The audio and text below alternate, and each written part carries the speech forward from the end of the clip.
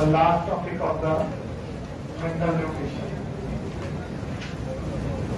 चालू। तो fate of ammonia में फर्स्ट ऑफ ऑल मैं किस अमोनिया की बात कर रहा हूँ, ये बड़ा इंपॉर्टेंट। एक अमोनिया तो हमें नाइट्रोजन गैस से बनी मिली थी by the process known as nitrogen fixation. Can be a biological nitrogen fixation or physical. Most of the time biological nitrogen fixation से अमोनिया बनी। सर एक अमोनिया बनी थी अमोनिफिकेशन।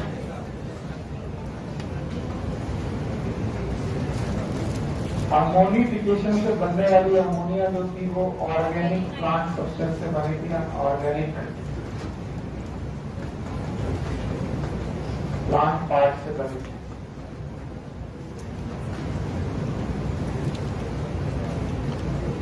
तो एक बार तो हमने नाइट्रोजन से अमोनिया बनाई थी नाइट्रोजन फिक्सेशन के दौरान, एक बार प्लांट से हमने डायरेक्ट अमोनिया बनाई थी बाय द अमोनिफिकेशन। उसके पहले डीअमीनेशन नाम का टॉपिक हुआ।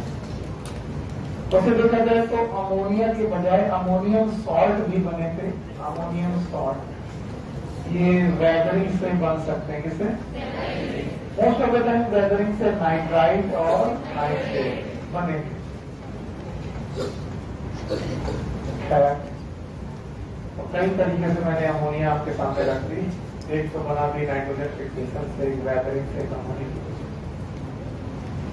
इन सारी अमोनिया का फेट क्या है वो आपको पहले से मालूम है। इस अमोनिया से बनेगा नाइट्राइट, नाइट्राइट से बनेगा। तो इनफैक्ट बुक कभी भी इन अमोनिया के बारे में पूछ ही नहीं रही है। वो जिस अमोनिया के बारे में पूछ रही मैं उसकी तरफ लेके चलता हूँ। हमने नाइट्रेट को एब्जॉर्ब कराया था, नाइट्रेट, और नाइट्रेट पहुंचा था लीफ 10 और ये नाइट्रेट कन्वर्ट हुआ था अमोनिया हुआ था। चौथी बार ये अमोनिया बनी है और इस प्रोसेस का नाम था नाइट्रेट रिडक्शन। एक्चुअली बुक इस बात पर ज्यादा फोकस रख रही है कि इस अमोनिया का क्या होगा, what should be the fate of this ammonia. Ammonia को हमने 4 बार बनवा दी, एक बार नाइट्रोजन फिक्सेशन से, वेदरिंग से, अमोनिफिकेशन। बुक इज मोर ज्यादा फोकस कर रही है, more focus upon this ammonia जो नाइट्रेट रिडक्शन के बाद बनी। और इस अमोनिया का यूज हमें मालूम है, इससे क्या बनने हैं अमीनो एसिड से क्या बनने हैं प्रोटीन। इसके अलावा क्या बने हैं नाइट्रोजन बेसेस, याद है, एक्सेट्रा।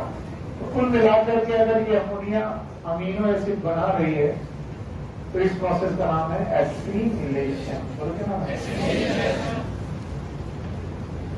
तो ज्यादातर वो इस वाली अमोनिया का फेट पूछना चाहते हैं। वैसे मेरा बच्चा तैयार है, क्या बनाएगा? बोलो क्या बनेगा? Amino acid. मैं इस अमोनिया से प्लांट में मेन क्या बनाऊंगा? Amino acid. अमीनो एसिड से तो बोलते हैं ये अमोनिया कैसे अमीनो एसिड बनाती है, उसका कोई ना कोई डिटेल तो जरूर होगा। आइए उन डिटेल के बारे में बात करते हैं। तो उनमें से जो पहला प्रोसेस है reductive अमीनेशन। The first process is known as reductive amination.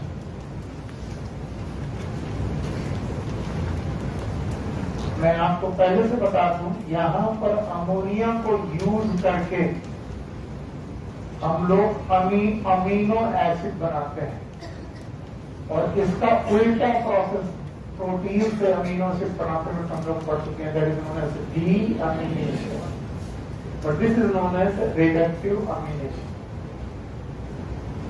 Reductive amination जानने के लिए आपको अल्फा कीटो एसिड के बारे में जानकारी होनी चाहिए। COOH ये कार्बोक्सिलिक एसिड होता है, इसके बगल वाला पोर्शन अल्फा कार्बन है। अल्फा कार्बन पर अगर कीटो ग्रुप हो तो इसे बोलेंगे अल्फा कीटो एसिड। बोलो क्या बेटा? तो मैं किसी भी अल्फा कीटो एसिड को उठा लीजिए आप, मैं लिख दे रहा हूं alpha keto acid, any alpha keto acid. आप कोई भी अल्फा कीटो एसिड उठा लीजिए और उसमें दो काम कर दीजिए। पहला काम है रिडक्शन और दूसरा काम है अमीनेशन। फिर से बोलो, पूरा बोलो, रिडक्टिव अमीनेशन, रिडक्टिव अमीनेशन। तो दो काम करने हैं, वन इज रिडक्शन और दूसरा क्या काम करना है, अमीनेशन। रिडक्शन का मतलब है ऑक्सीजन का निकलना और अमीनेशन का मतलब है अमोनिया का जुड़ना। रिडक्शन का मतलब ऑक्सीजन का निकलना और अमीनेशन का मतलब अमोनिया का जुड़ना। तो मुझे दो प्रोसेस करने हैं रिडक्टिव अमीनेशन में, एक तो रिडक्शन करना और एक तो अमीनेशन। किसका? What I mean alpha keto acid. बोलो, कितने प्रोसेस? पहले मैं रिडक्शन कराता हूं। जैसे रिडक्शन कराया मैंने RCCOOH में ये डबल बॉन्ड होता था, ऑक्सीजन निकाल देना है। रिडक्शन होते ही बताइए क्या खाली होगी? दो खाली हो गए। मैंने रिडक्शन कराते ही दो वैलेंसी खाली करा ली, ऑक्सीजन रिमूव करा के। अब जोड़ा अमोनिया। क्या जोड़ा? और अमोनिया को हमने जोड़ा, अमोनिया इज NH3, इसको दो पार्ट में जोड़ा, NH2 अलग जोड़ा, H अलग जोड़ा, NH2 प्लस H। एक जगह पर हमने NH2 जोड़ दिया और एक जगह पर H। शायद आप वो कार्बन भूल गए जिसका चारों वैलेंसी अलग थे, याद है? मैंने बोला था ये मीथेन हुआ करता था, यस और नो? और एक जगह पर हमने क्या लगाया था, CO, एक जगह पर NH2, एक जगह पर H, एक जगह पर X की वेरिएबल, X की वेरिएबल, और ये वेरी कर रहा था किसी तरीके से B। क्या है? R की जगह H, CS3, CS2OH, acidic aspartic acid, और बेटा एक के बाद एरोमेटिक,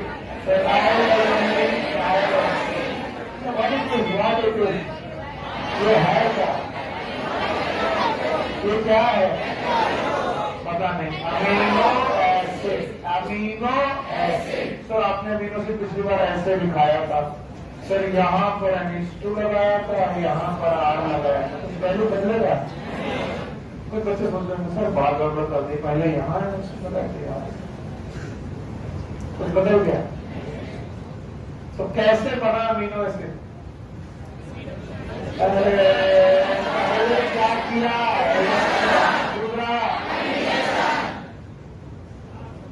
बिल्कुल बेकार हो तुमको कुछ भी सिखाया जाए तुमको सीखना लगता नहीं। अब फिर से बोल रहे कौन सा एसिड ले? Alpha keto acid. Alpha keto acid ले रहे हैं? तेरा RCOOH कितने काम कर? पहला, चलो पहले रिडक्शन करके दिखाओ। रिडक्शन करते ही क्या पैदा हुआ? RC डबल सिंगल बॉन्ड मिला, चाहे दोनों डबल बॉन्ड अलग हो गए और ये क्या था? Sorry it is COOH।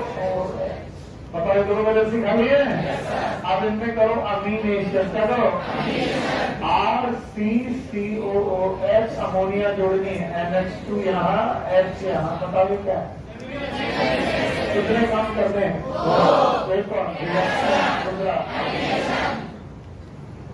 अब उन्होंने एक एसिड के साथ इसका नाम बताया। इन्होंने कहा है कि एक एसिड है, नाम है अल्फा कीटो ग्लूटारिक एसिड।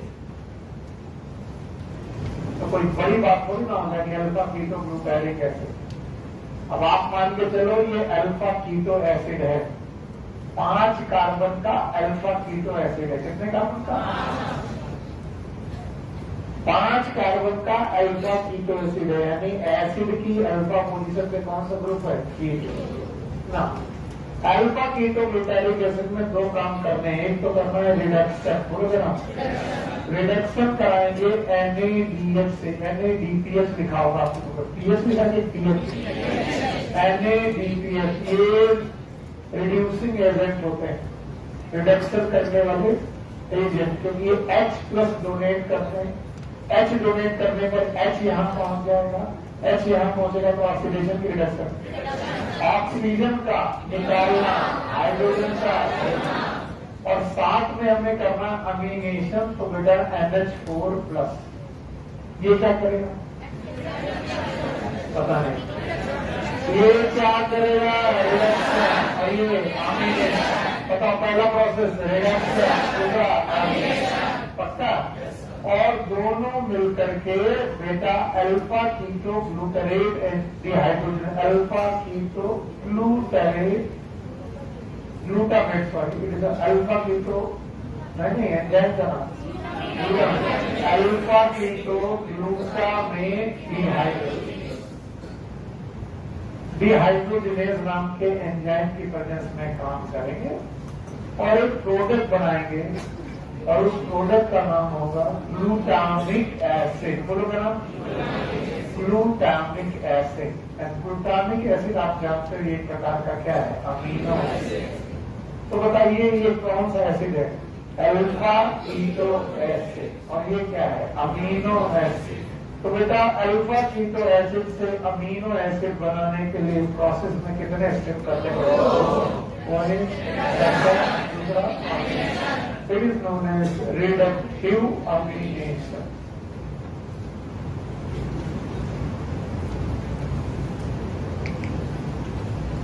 देखता हूं इस रिडक्टिव अमीनेशन से मिला जुला क्वेश्चन आप सॉल्व कर पाते हो कि नहीं। चलिए सॉल्व करना है सबको। मेरे पास एक एसिड है CS3COCOOH, तो इस एसिड का नाम पता सकता है?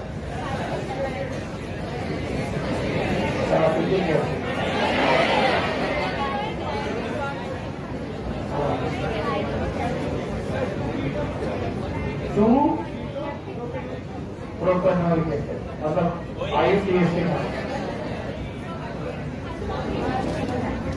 और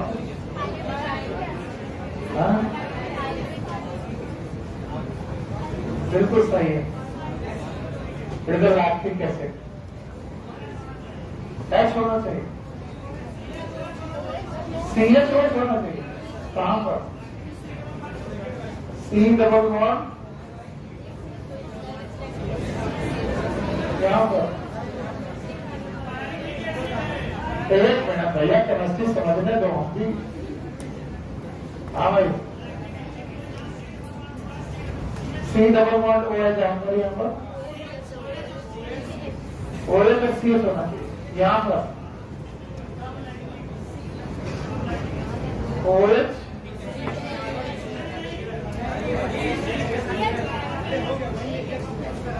एक मिनट, यहाँ पर H लगा, ये लैक्टिक एसिड है।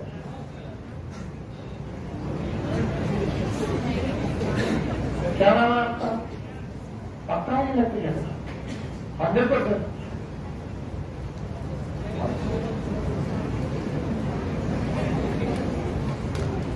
बिल्कुल सही है। Now what is pyruvic acid? जो पहले लिखा है, बिल्कुल सही बोला, गलत नहीं बोला। It's not lactic acid, it's a pyruvic acid. क्या है? CS3 C double bond O CO। क्या नाम है बेटा आपका? हाँ, बहुत बढ़िया, शाबाश। हाँ हाँ, तुम जीत हुए बेटा, बैठो। तो pyruvic acid, it is a pyruvic acid CS3 C double bond O COH, 3 carbon का अल्फा कीटो एसिड है। इसका रिडक्टिव अमीनेशन करेंगे जितेंद्र, क्या बनेगा? क्या बनेगा बताओ, नहीं तो बाहर आओ। प्रोडक्ट का नाम बताओ।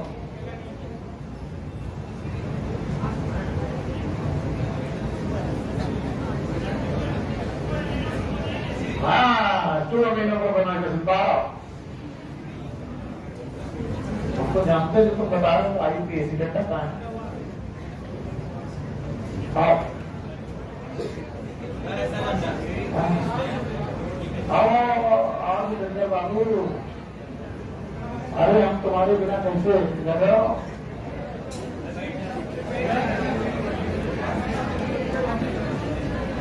जरा बताना इनको तो ठंडी बात है, तो कोई बात सही नहीं बताएंगे। आओ हाँ कौन बताया तुमको? IUPAC नहीं बता रहे थे, तुम्हें लग रहा था सुनील सर IUPAC नाम जान नहीं पाएंगे तो हम इनको एक बार और परेशान करेंगे। हमको IUPAC जानना ही नहीं था। अभी तुम्हारी भैया कभी भी ज्यादा स्मार्ट टेस्ट है। R की जगह H बोलिए, R की जगह H, CS3 CS2OS, जितना दिमाग को उठने लगा ना,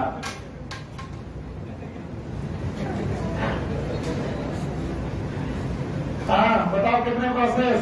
दो, एक और दूसरा क्या बनेगा? इन्होंने फिर से मैं लिख रहा हूं, alpha keto glutaric acid, alpha keto glutamate दिया होगा आपके बुक में, ग्लूटारिक दिया है। अल्फा कीटो ग्लूटारिक एसिड कितने कार्बन?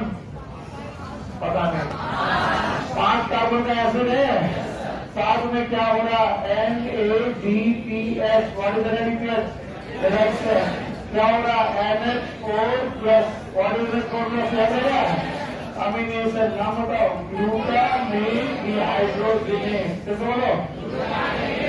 Glutamate dehydrogenase. कौन सा एसिड बनेगा? ग्लूटामेट लिखा होगा, उसकी जगह क्या लिखोगे? Glutamic acid. What is glutamic acid? It is amino acid. किस बोलो? अगर आप इस चीज को समझ गए हो तो आप बताओगे किसी भी कीटो एसिड के साथ, किसी भी अल्फा कीटो एसिड से आप अमीनो एसिड तक पहुंच सकते हो, बशर्ते दोनों ही जगह कार्बन का नंबर इक्वल या इक्वल। अगर यहाँ 5 कार्बन का कीटो एसिड है तो 5 कार्बन का ही क्या बनेगा? Amino acid. तो अगर कार्बन का नंबर सेम रखते हुए आप अपने कीटो एसिड को अमीनो एसिड में चेंज करना चाहते हो तो आपके पास एक बढ़िया प्रोसेस है। उस प्रोसेस का नाम क्या है? रिडक्टिव अमीनेशन। बोलो क्या नाम है? And this is known as reductive amination. इसी रिडक्टिव अमीनेशन के क्रम में जितेंद्र बाबू ने जो बात बोली एकदम सही बोली कि sir CS3C double bond OCOH के साथ रिडक्टिव अमीनेशन किया जाए तो फिर से वही काम करेंगे। NADPH प्लस NH4+, और यहाँ पर जो एंजाइम होगा वो आपको मालूम होना चाहिए, it will be alanine dehydrogenase. और एलानिन डिहाइड्रोजिनेस क्यों? क्योंकि क्या बनेगा? देखिए CH3 CCOOH, और यहाँ पर एक वैलेंसी खाली हो जाएगी 2, और यहाँ क्या करोगे? NH2, और इस जगह H, ये तीनों फिक्स। R की जगह CH3, it is known as alanine. कितने कार्बन का है? 3, और ये भी कितने कार्बन का? 3 कार्बन के पाइरुविक एसिड से 3 कार्बन का अमीनो एसिड बन गया। प्रोसेस का नाम बोलो, रिडक्टिव अमीनेशन। मैंने बोला ही था, फेज ऑफ अमोनिया में अमोनिया को हम लोग किसमें कन्वर्ट करने की कोशिश कर रहे हैं? अमीनो किसके साथ कन्वर्ट करने की कोशिश कर रहे हैं?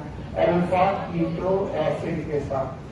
अल्फा कीटो एसिड के साथ जब भी ये काम करेंगे तो 2 प्रोसेस होंगे, one is known as reduction, दूसरा अमीनेशन। और ऐसे एक जगह नहीं हो सकता, कई जगह हो सकता है। जहां जहां पर कीटो एसिड, वहां पर क्या बना सकते हैं? Amino acid. इसीलिए जब क्रेब्स साइकिल पढ़ाते वक्त आपको पढ़ाया जाता है, इट इज एम्फीबोलिक साइकिल। मेटाबॉलिक में एनाबॉलिक की कैटाबॉलिक, एम्फीबोलिक। आप समझ नहीं पाते, अभी भी नहीं समझोगे, पर मेरा काम है बताना। आपको क्रेब्स साइकिल में एक प्रोडक्ट सिखाया जाता है, याद करो, एसिटाइल कोएंजाइम एसिड। एक दिन क्या बनता है? Alpha keto glutaric acid. तो बोलो, तो क्या ये अल्फा कीटो ग्लूटारिक एसिड आपको ग्लूटामिक एसिड दे सकता है? यस। और क्या ये ग्लूटामिक एसिड आपको प्रोटीन दे सकता है?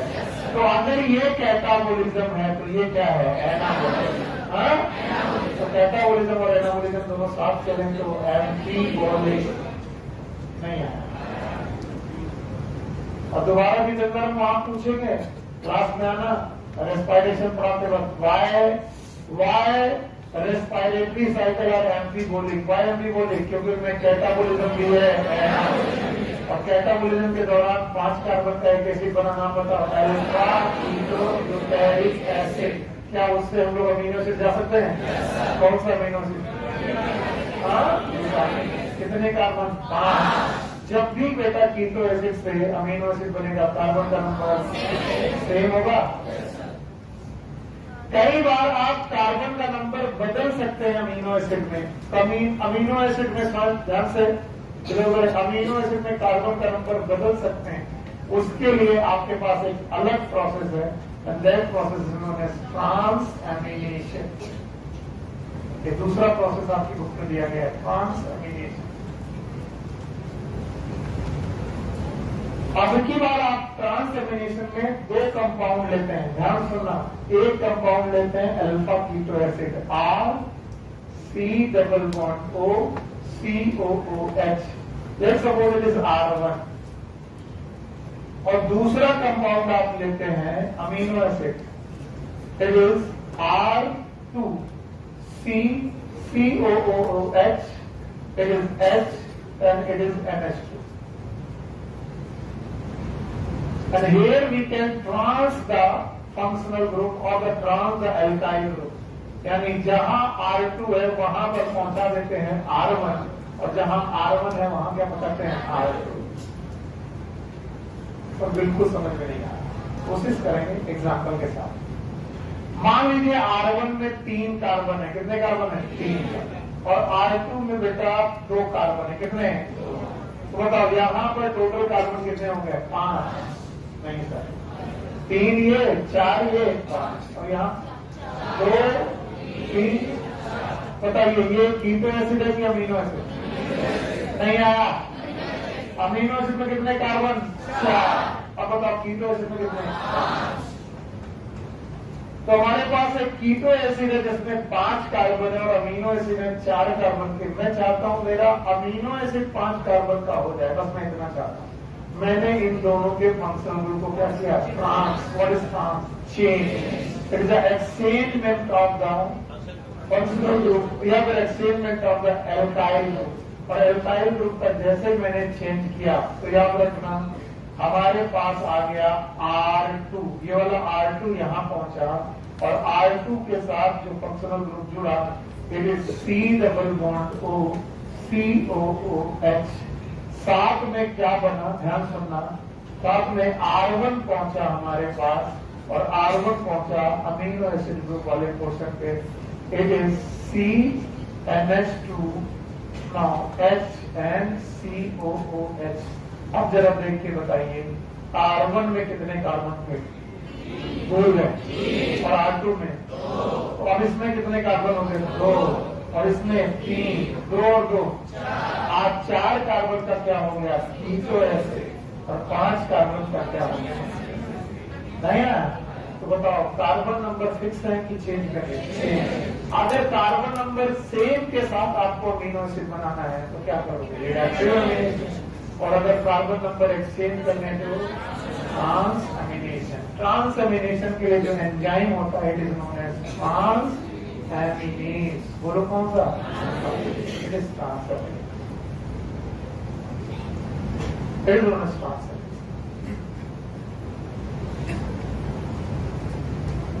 देखो उद्देश्य में हम बार बार सफल हो रहे हैं, हम अपने अमीनो एसिड को ही चेंज कर रहे हैं क्योंकि हमारा प्रोडक्ट अमीनो एसिड है, हम चाहते हैं।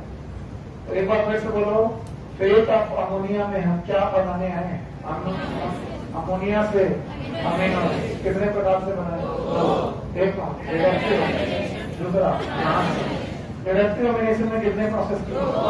एक और किसका रिडक्शन?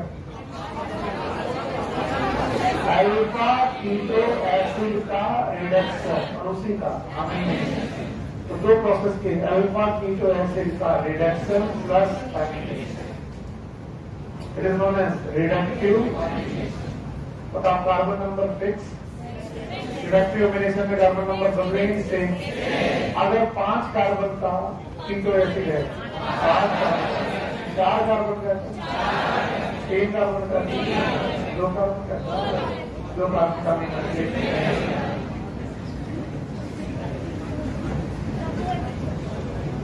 जय माता की ओर। अच्छा बताओ, अगर मुझे कार्बन बदलने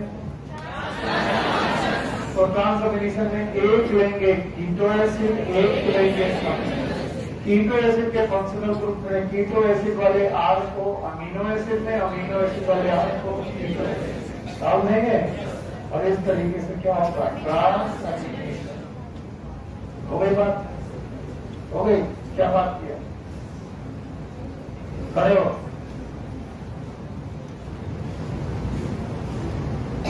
अगर मुझे 3 कार्बन के कीटो एसिड में पायरुविक एसिड से अल्फा कीटो ग्लूटारिक एसिड बनाना है, क्या बनाना है, अल्फा कीटो ग्लूटारिक एसिड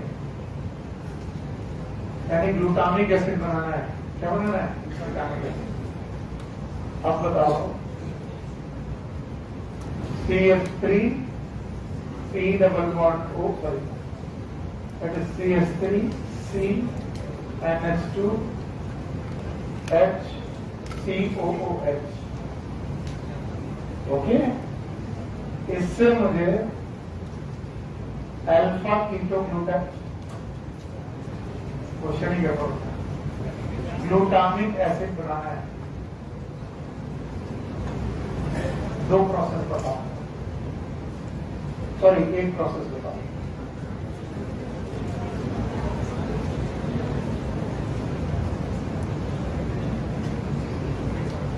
इस पॉइंट पे क्या होगा,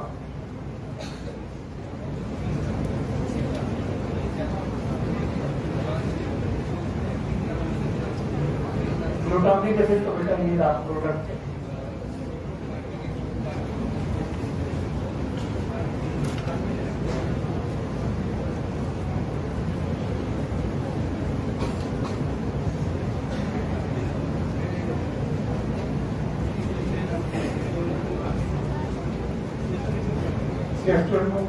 बात न करें उसके साथ समझ में आ जाता। देखो अब ध्यान से सुनो, पहली बात तो ये अमीनो एसिड है, कीटो एसिड नहीं है, तो रिडक्टिव अमीनेशन तो पॉसिबल नहीं है। क्यों नहीं पॉसिबल, क्योंकि रिडक्टिव अमीनेशन से डायरेक्टिव अमीनेशन अमीनो एसिड का होगा, कीटो एसिड, यहाँ पर क्या है, अमीनो एसिड से तो अमीनो एसिड बन रहा है, इसका मतलब रिडक्टिव अमीनेशन तो, लेकिन अमीनो एसिड में यहाँ कितने कार्बन है, 3, और यहाँ पर कितने हैं, 5, क्योंकि हम सबको मालूम है ग्लूटामिक एसिड में कितने कार्बन, 5। तो मुझे कोई एक ऐसा कीटो एसिड चाहिए जिसकी अल्फा पोजीशन में कीटो, टोटल ग्रुप कितने हो, 5। तो कौन सा लेंगे, अल्फा कीटो ग्लूटारिक एसिड, ये समझो। तो क्या एक्सचेंज हो जाएंगे, एल्काइल ग्रुप। दिमाग नहीं चल रहा, आ रहा है, चलो नहीं चल रहा तो और अच्छी बात है, सो जाओ। और इस transamination exchange of alkyl group between keto acid and amino acid. Thank you very much, आप अच्छे से सुन रहे हो। तो 2 प्रोसेस हो गए, एक का नाम है रिडक्टिव अमीनेशन और एक का नाम है ट्रांसलेशन। तीसरा प्रोसेस बोलते हैं amide formation.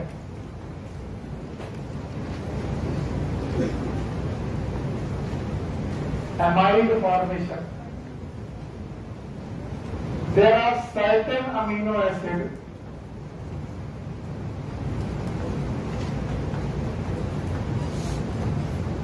which can form their amide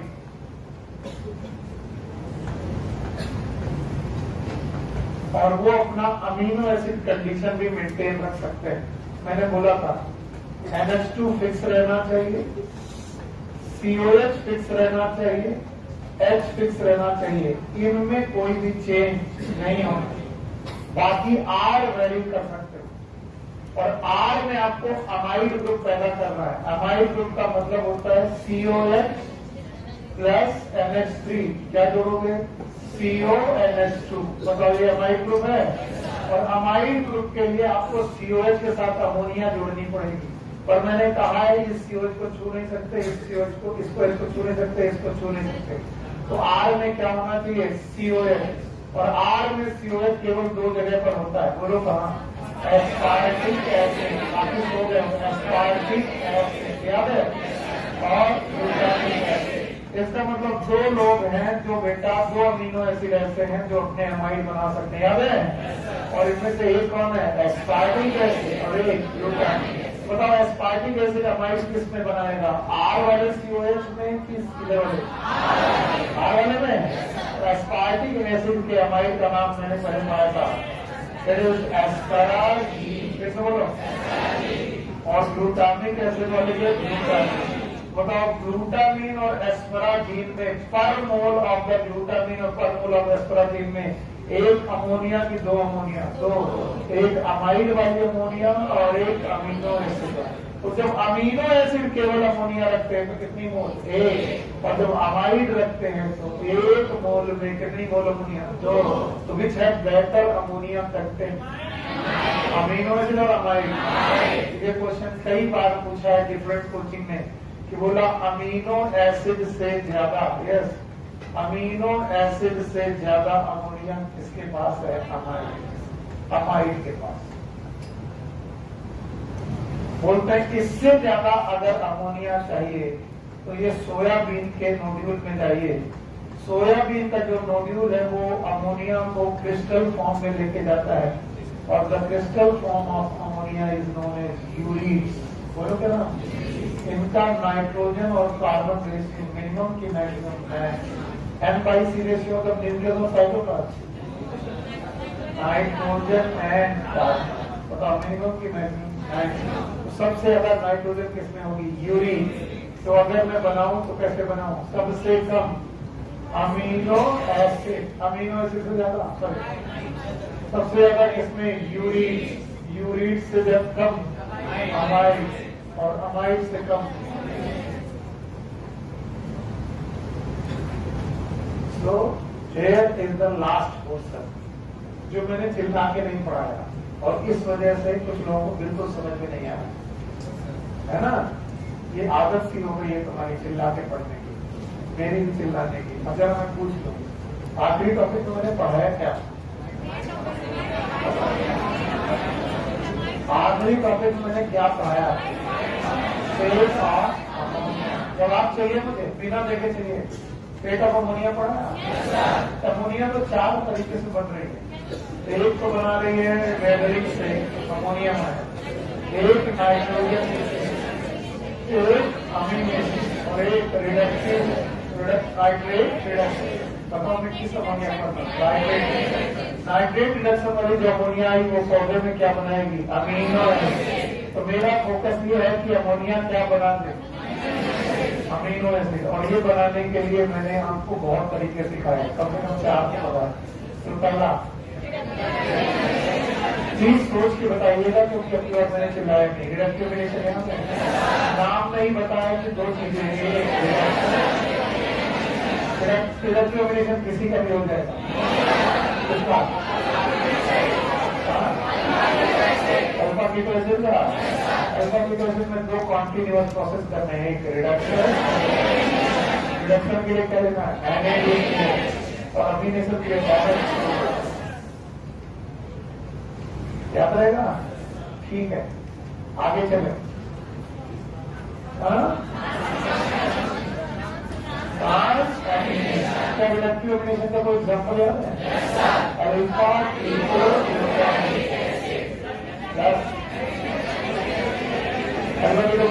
के साथ पक्का।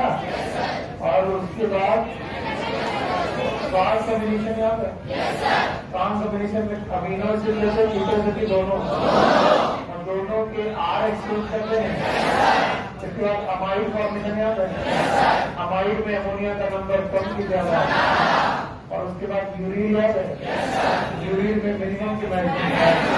तो अगर मैं अमोनिया का कंटेंट पूछूं सबसे ज्यादा, उसके बाद कुछ लोग पूछते हैं कि अमोनिया ट्रांसफर क्यों नहीं होती पौधों में? ये अमाइड के फॉर्म में, अमीनो एसिड के फॉर्म में, यूरिन के फॉर्म में क्यों ट्रांसफर होती है, क्यों ट्रांसपोर्ट होती है? क्योंकि अमोनिया गैसेज के अगर वो अमोनिया के फॉर्म में ट्रांसपोर्ट होगी तो टिश्यू बचेंगे कि मर जाएंगे? ओके, तो बताओ कितने फॉर्म में हो गई? 3। Amino acid, amide, urine. सबसे मैक्सिमम, उससे कम, पक्का? आगे बढ़े, चलो। तो द्वितीय अध्याय हमारा खत्म हो चुका है। द्वितीय अध्याय तीसरा पान है, कौन सा? वो तो third chapter against photosynthesis.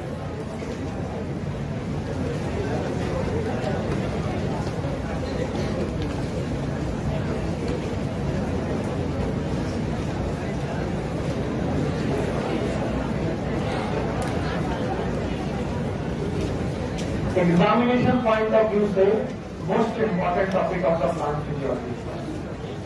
Plant physiology का सबसे महत्वपूर्ण चैप्टर फिर पढ़ने गिरने लगे तो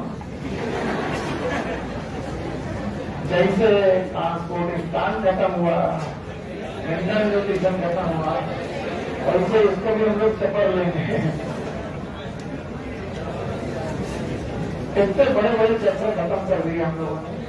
पूरी साइकोलॉजी निपटा दी, मॉर्फोलॉजी, एनाटॉमी। अभी भी तुमको शक है? बोले शक नहीं है, यही तो प्रॉब्लम है। कितने जल्दी चैप्टर आया और कितने जल्दी निकल गया पता नहीं चल रहा, पता नहीं चल रहा। पढ़ाना छोड़ दें? देखो बेटा, बात छोड़ दे। कौन बोल रहा? चित्रांश बेटा, अगर तुमने छोड़ने के लिए पैसा दिया होता मैं सच में छोड़ देता, मैं छोड़ूंगा तो नहीं। और जिसने आज चैप्टर छोड़ा उसको आगे समझ भी नहीं आएगा। तो we are going to study about the photosynthesis. तो बच्चा बेटा हर बार जाएगा, हाँ मत पढ़ो।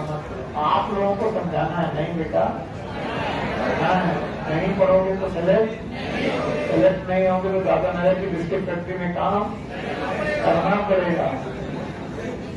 और फिर अपना टाइम कैसे आएगा? तो अपना टाइम आएगा कि लाना पड़ेगा? आइए, फोटोसिंथेसिस। भाइयों बहनों, इस संपूर्ण सकल ब्रह्मांड में ऐसा माना जाता है कि पृथ्वी, दैट इज अर्थ, हमारी भारत पर पृथ्वी माता, यहीं पर केवल जीवन है। और जीवन के साथ साथ 2 तरीके के लोग यहाँ पर, 2 तरीके के प्राणी यहाँ पर घूम रहे हैं। एक प्रकार के प्राणी जिन्हें हम लोगों ने बड़ी कैटेगरी में नाम दिया है, और दूसरे तरीके ऑलवेज प्लांट को और एनिमल को डिफाइन करने के लिए मेजर बात यह है कि चाहे वो प्लांट हो चाहे वो एनिमल हो, दोनों जीवित प्राणी है। और इन दोनों जीवित प्राणियों को जरूरत पड़ती है न्यूट्रिशन। किसकी?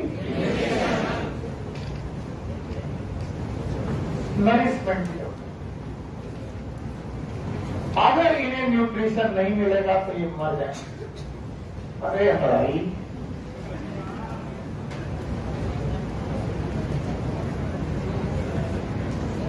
सब इसको फिजिक्स की तरह पढ़ाते हैं,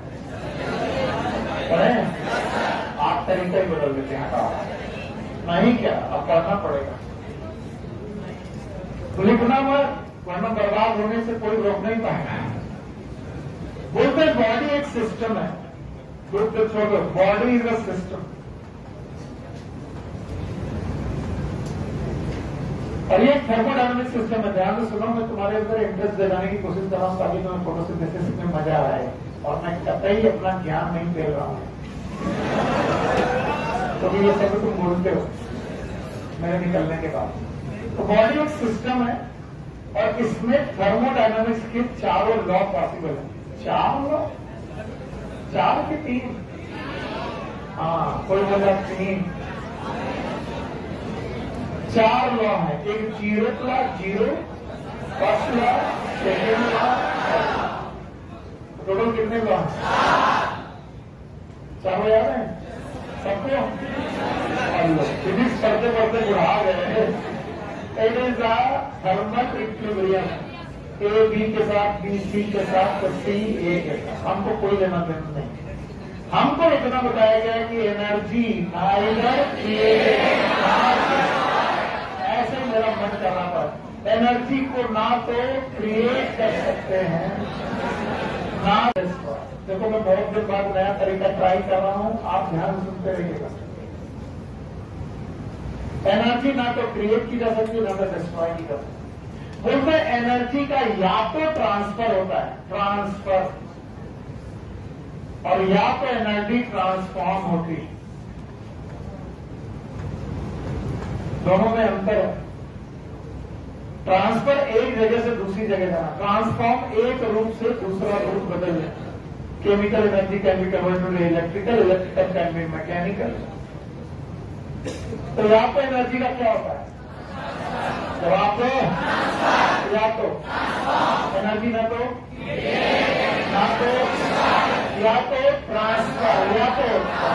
और बोलते जिस भी सिस्टम में एनर्जी ट्रांसफर हो रही है या ट्रांसफॉर्म हो रही है, यानी कि एक फॉर्म ऑफ एनर्जी से दूसरे फॉर्म ऑफ एनर्जी में आप एनर्जी को ट्रांसफर कर रहे हैं या तो ट्रांसफॉर्म कर रहे हैं। It is never 100% efficient, never. ये 100% एफिशिएंट प्रोसेस नहीं है। और अगर ये 100% एफिशिएंट प्रोसेस नहीं है तो 100 जूल एनर्जी से 100 जूल दूसरी एनर्जी बनाने पर 100 जूल बनेगी, कम बनेगी। इसका मतलब एनर्जी के क्या होंगे? लॉस। फिर से बोलो, लॉस। और भाइयों बहनों, ये जो लॉस है ये सिस्टम में रैंडमनेस पैदा करेगी। क्या पैदा? नहीं सुना मैं। और इसी रैंडमनेस का नाम है एंट्रोपी। जैसे बोलो, तरफ तो नींद आ रही है ना? बताओ, एनर्जी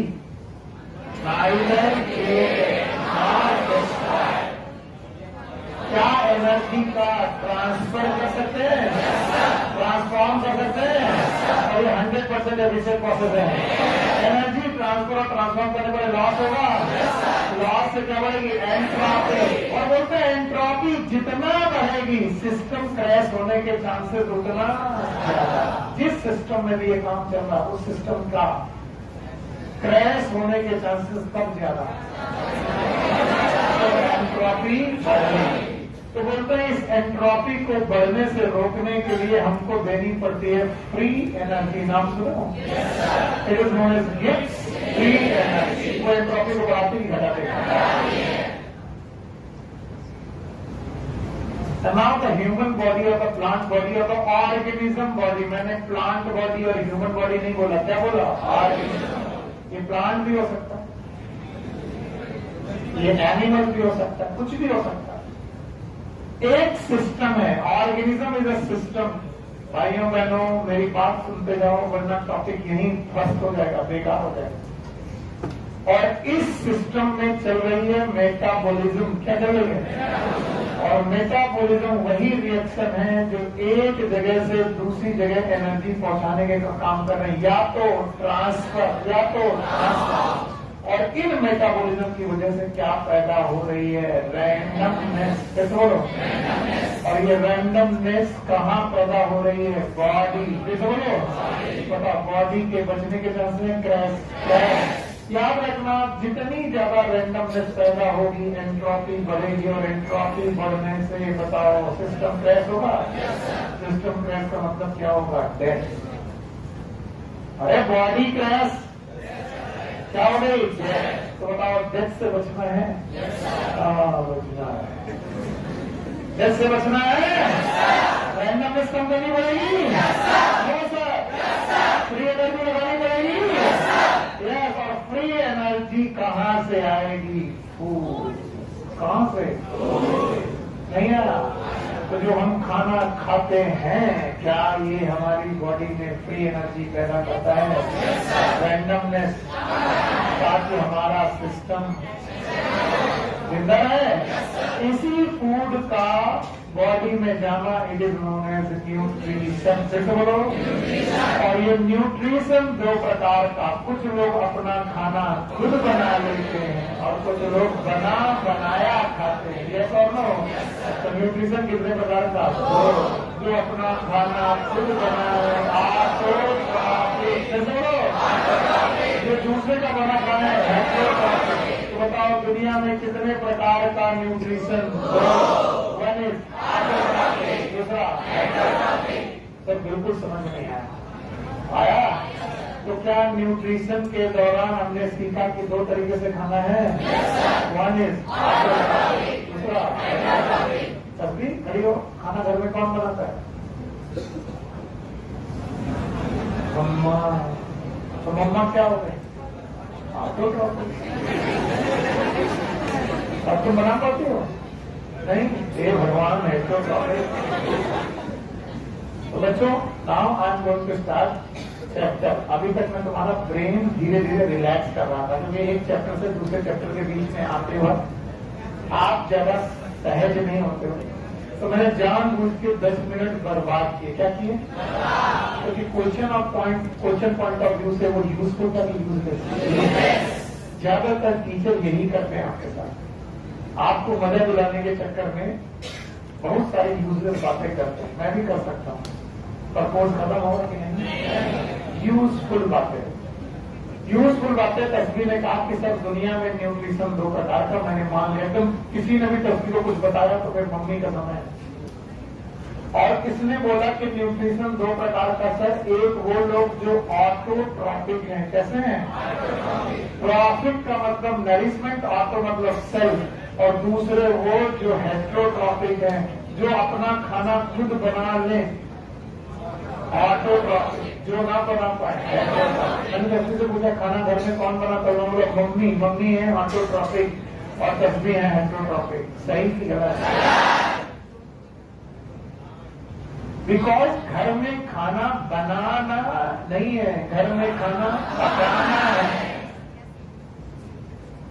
तस्वीर की मम्मा, हम सब की मम्मा और हम सब लोगों की मम्मा क्या करती? बनाती की पकाती? तो शब्द क्या होना चाहिए? पकाना। अम्मा ऐसा नहीं करती कि कार्बन डाइऑक्साइड पकड़ी, सिंक से पानी धोला और धूप में खड़ी हो गई, फिर बोला सनलाइट आई और ये हो गया ग्लूकोज। फिर ग्लूकोज से कहा तुम बनो स्टार, फिर कहा तुम बनो गेहूं, फिर बनाओ आटा, फिर बनाओ रोटी। क्या कर सकती? तो तस्वीर मम्मा भी है, आप भी है। मम्मा से कहना कलाकार मत बनो, खाने बनाती हो ना, फिर भी हेट्रोट्रॉफिक हो, मैं बिना बना के।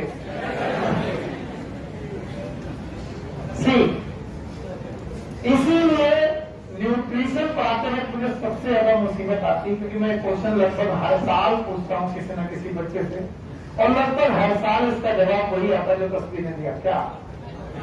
मम्मा ऑटोट्रॉफिक, मैं है नो। न्यूट्रिशन में जो फूड है उसका पकाना है कि सिंथेसिस है? सिंथेसिस। अब जवाब आएगा एकदम बातें बंद। The organism which can synthesize their food, cook or synthesize, they are known as, or which cannot synthesize. तो मैं बच्चों से कहता हूं पहले सिंथेसिस सीखो, फिर तुम्हें दूसरी चीजें फोटोसिंथेसिस समझ में आए। तो वो ऑर्गेनिज्म जो अपना फूड की सिंथेसिस करते हैं, तो पहले सिंथेसिस समझते हैं क्या होता है। सिंथेसिस के दौरान इनऑर्गेनिक सब्सटेंस से ऑर्गेनिक सब्सटेंस बनता है। इनऑर्गेनिक सब्सटेंस को ऑर्गेनिक सब्सटेंस में कन्वर्ट करना, इट इज सिंथेसिस। अगली बार यही शब्द चाहिए होगा। मैं पूछूं व्हाट इज सिंथेसिस, बता पाओगे? When the inorganic substances change into organic substances, it is known as synthesis. Cooking और synthesis। तो जो लोग सिंथेसिस कर लेंगे वो, जो नहीं कर पाएंगे वो। इसमें से एक रिएक्शन, इस सिंथेसिस की एक रिएक्शन में लिखने जा रहा हूं। कार्बन डाइऑक्साइड एक इनऑर्गेनिक सब्सटेंस है, वाटर भी एक इनऑर्गेनिक सब्सटेंस है, दोनों मिलके C6H12O6 बना रहे हैं और ये एक ऑर्गेनिक सब्सटेंस है। यानी कार्बन डाइऑक्साइड और वाटर से मिलकर ग्लूकोज का बन जाना, मैं यहां लिख दे रहा हूं ग्लूकोज का बन जाना, इट इज सिंथेसिस। और यहां से मुसीबत चालू हुई, कॉन्सेप्ट चालू हुआ। इसी को बोलते हैं कॉन्सेप्ट जो मैं पढ़ाने जा रहा हूं। ध्यान सुनना कि सर कार्बन डाइऑक्साइड और वाटर मिलकर के अगर ग्लूकोज बनाना इतना आसान होता तो इन्वायरमेंट में, ध्यान सुनना, इन्वायरमेंट में ना तो कार्बन डाइऑक्साइड की कमी है ना तो वाटर।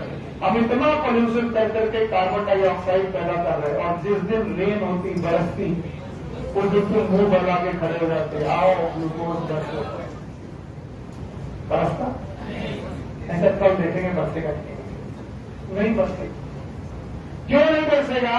क्योंकि कार्बन डाइऑक्साइड और वाटर की जो रिएक्शंस हैं दे आर एंडोथर्मिक, एंडोथर्मिक और एंडोथर्मिक रिएक्शंस के लिए वी नीड एनर्जी। हमें एनर्जी की जरूरत है। भाइयों बहनों, मैं जबरदस्ती 10 मिनट खराब कर रहा हूं आपको केवल और केवल बेस में घुसाने के लिए। मेरी कोई मतलब नहीं है कि मैं तुम्हें ज्यादा समझा। मैं केवल ये बताना चाहता हूं कि carbon dioxide can change into glucose. मैं ऑक्सीजन भी नहीं लेना, वाटर भी नहीं लेना चाहता हूं। मैं केवल इतना बताना चाहता हूं कि carbon dioxide can convert into glucose. लेकिन इसको कन्वर्ट करने के लिए तुम्हें क्या लगानी पड़ेगी? Energy. And this is known as, क्या मैंने इसमें फोटोसिंथेसिस कहा? क्या मैंने कीमोसिंथेसिस कहा? मैंने केवल क्या कहा? एनीहाउ कार्बन डाइऑक्साइड के changes into glucose is known as synthesis. भैया सिंथेसिस के लिए एनर्जी लगानी पड़ेगी और अगर ये एनर्जी है सनलाइट, बोलो क्या है? अब जवाब दो। सनलाइट की प्रेजेंस में सिंथेसिस, मतलब फोटो की प्रेजेंस में सिंथेसिस। किसी प्रेजेंस में? What is photo? सनलाइट की प्रेजेंस में synthesis, it is known as photosynthesis.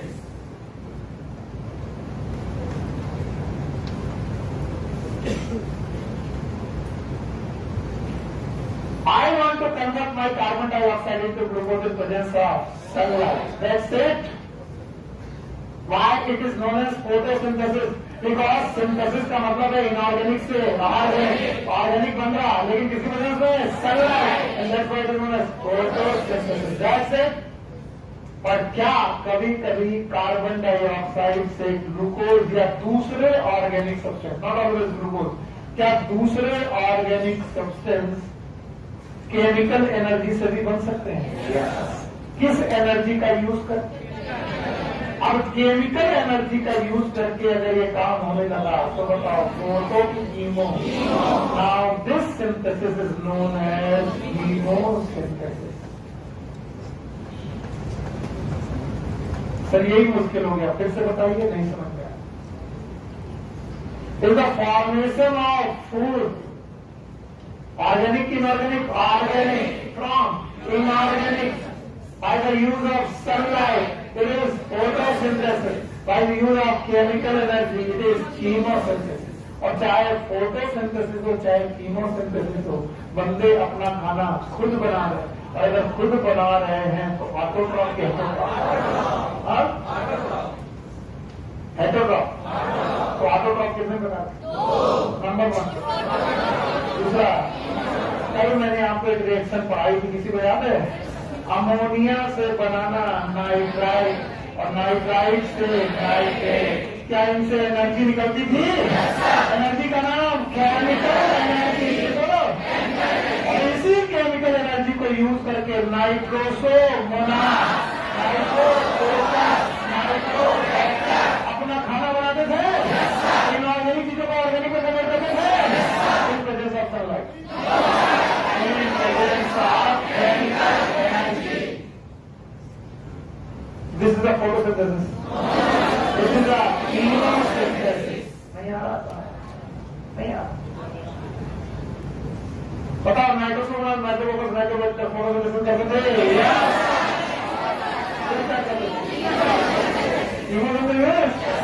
तो दुनिया में कुछ लोग यही काम लाइट की वजह से करते हैं।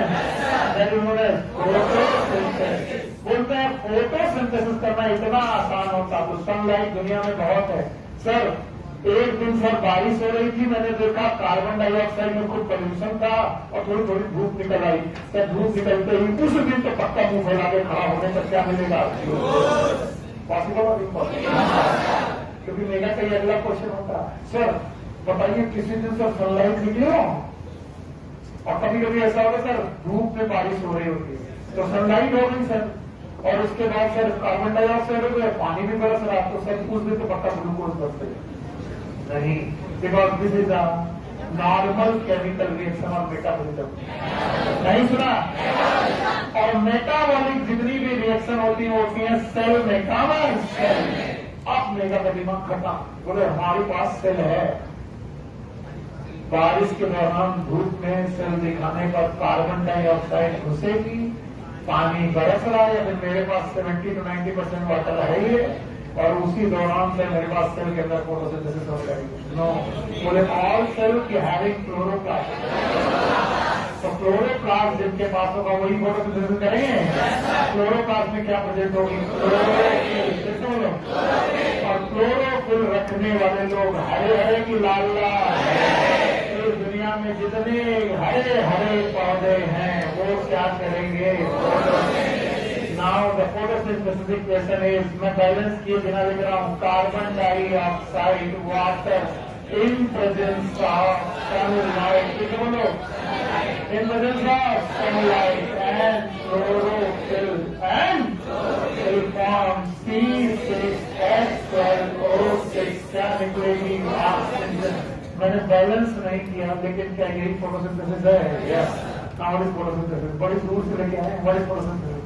is the formation of organic food. बोलो, from inorganic substances like carbon dioxide and water in presence of sunlight and chlorophyll.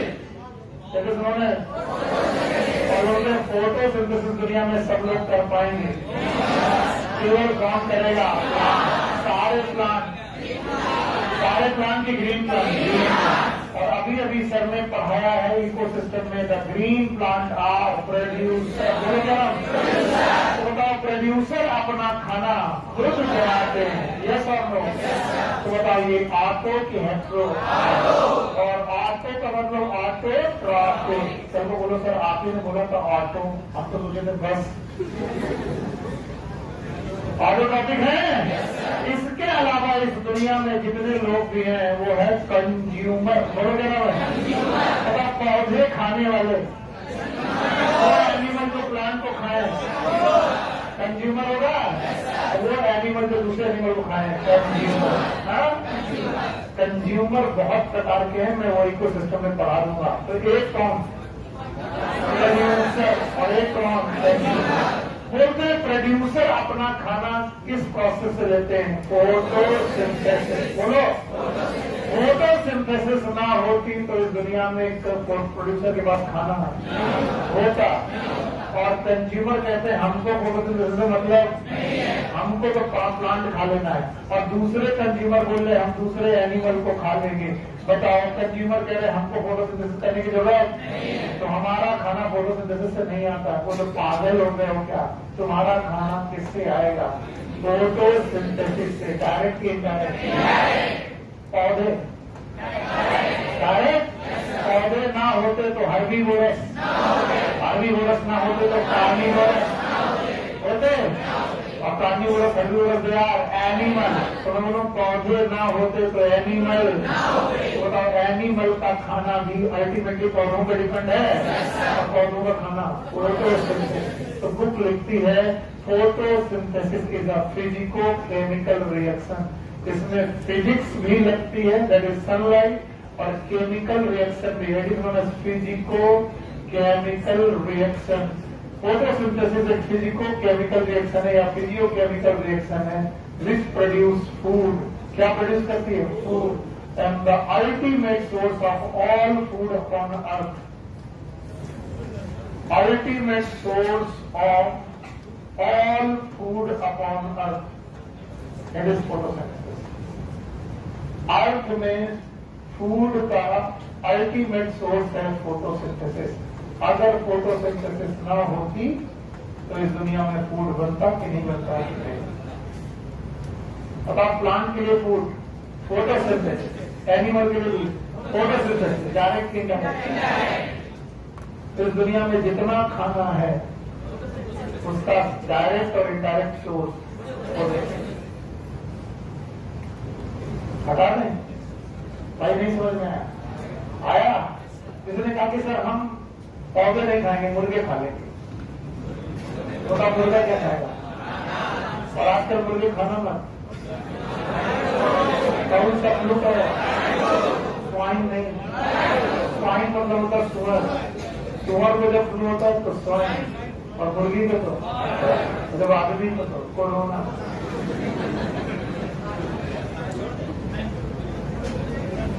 नसीब पर क्या नाम है? समीम कितने दिन तक नहीं खाना? 2 महीने तक मुर्गा नहीं खाना, नो बिरयानी नहीं खाया।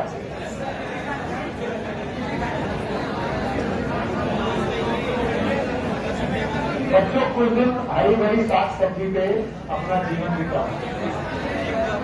नहीं, तो जो होगा देखा जाएगा। भूखे मरने से अच्छा खा के मरो। काका तो नहीं चल पाए, कभी रोटी नहीं चल पाए। अरे मेरे बच्चियों, आओ बच्चों, तो photosynthesis, what do we know? It's the next topic, what do we know? देखो अपनी एनसीईआरटी मिला। बोले फोटोसिंथेसिस में हमें क्या पता है? कुछ नहीं पता, वो जमाई मारना। काश सब पढ़ाई ना होती। अब जो पता है तो बताओ, हम क्या क्या पता है? कार्बन डाइऑक्साइड, वाटर,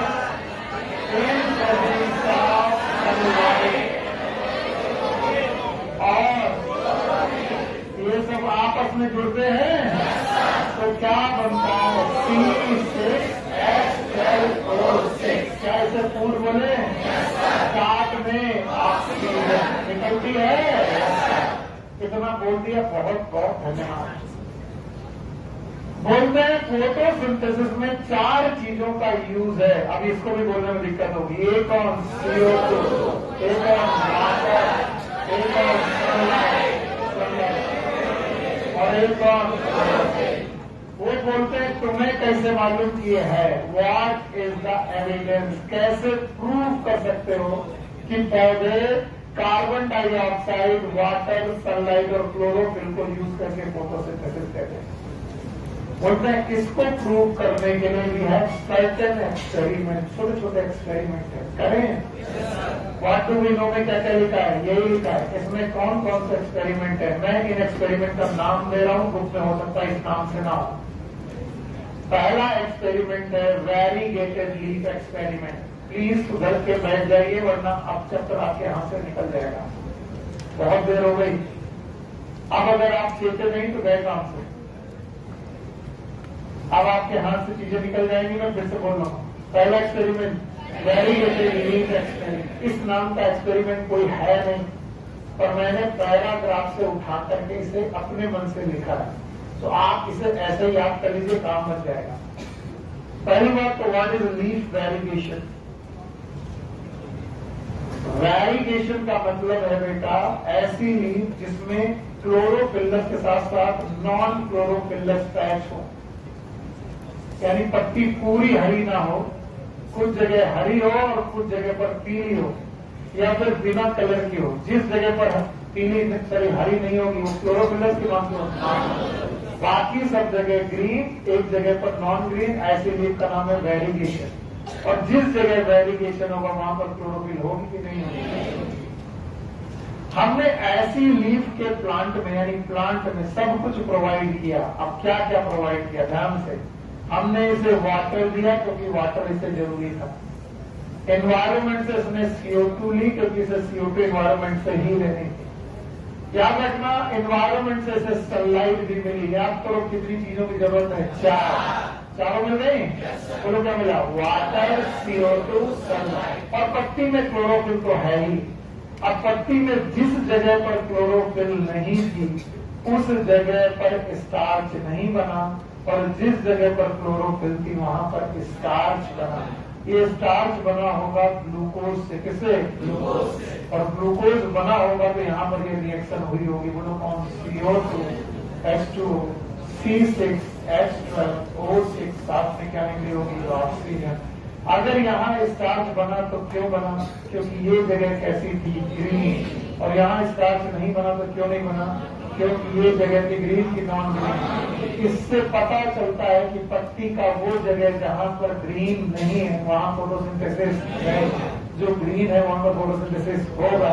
इसका मतलब वेरीगेटेड लीफ एक्सपेरिमेंट प्रूव करता है कि chlorophyll is essential for photosynthesis.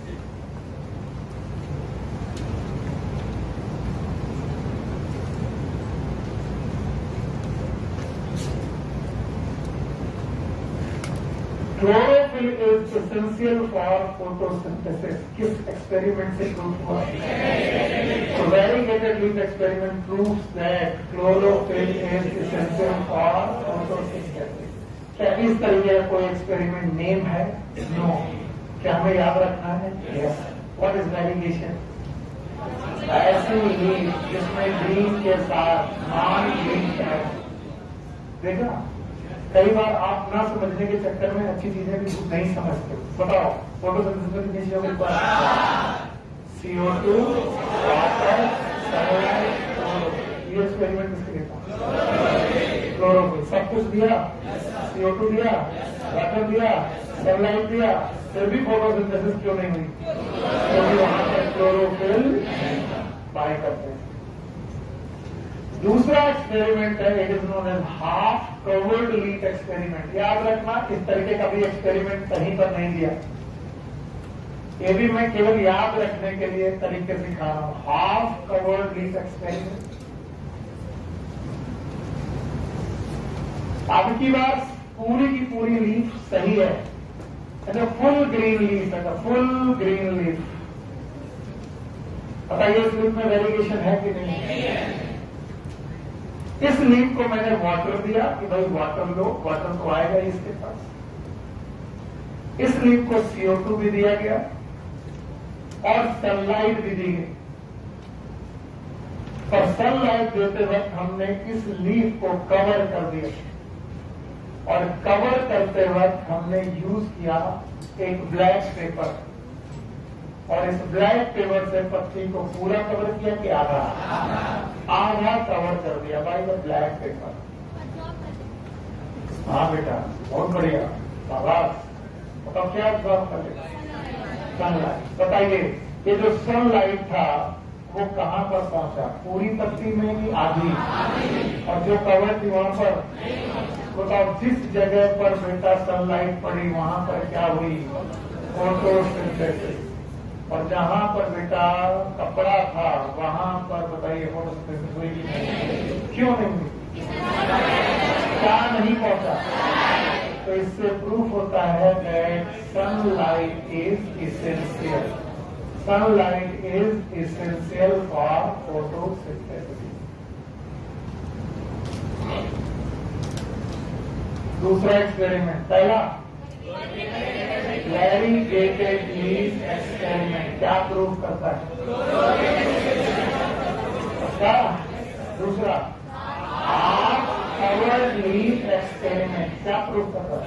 Sunlight is essential. Now third experiment is name experiment. Yes, अभी तक जो एक्सपेरिमेंट थे वो नेम एक्सपेरिमेंट नहीं थे, मैंने बनाए। ये एक्सपेरिमेंट एक्चुअली किया गया, इसी नाम से किया गया। It is known as half leaf experiment. मैं फिर से बता दूं, ये एक्सपेरिमेंट तुम गूगल करोगे मिल जाएगा, बुक पढ़ोगे मिल जाएगा। Half leaf experiment. तीनों के नाम बताओ। Half covered leaf. तीसरा पहले वाले दोनों नाम के एक्सपेरिमेंट थे कि नहीं थे? क्या ये है? शायद इस एक्सपेरिमेंट को करने वाले साइंटिस्ट का नाम था mall. I think it is half leaf experiment. ये हाफ लीफ एक्सपेरिमेंट करते वक्त इन्होंने बहुत ध्यान से एक एक्सपेरिमेंट किया। एवरीवन, सब लोग ध्यान सुनना है। इन्होंने एक पत्ती ली जो पूरी तरीके से ग्रीन है, फुल ग्रीन लीफ। इसको चारों चीजें दी, वाटर दिया, वाटर पहुंचा बिल्कुल, इसको दिया, साथ में दिया बेटा CO2, CO2 भी पहुंचा, सनलाइट भी दिया, और पत्ती में क्लोरोफिल ऑलरेडी प्रेजेंट थी, तो क्लोरोफिल की कमी नहीं है, पूरी जगह पर क्लोरोफिल प्रेजेंट है।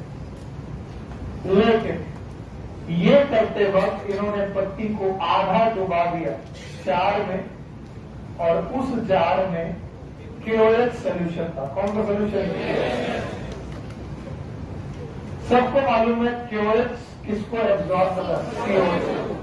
तो जो CO2 दी गई वो CO2 यहां तो पहुंची, लेकिन जब इस वाले पत्ती में पहुंचने का टाइम आया, CO2 पत्ती पे पहुंचेगी KOH। तो बताओ यहां पर फोटोसिंथेसिस हुआ कि नहीं हुआ? हुआ नहीं हुआ? और यहां पर नहीं हुआ। क्यों नहीं हुआ? क्योंकि CO2 KOH में एब्जॉर्ब हो गई। किसमें? KOH। इससे प्रूफ होता है that CO2 is essential for photosynthesis.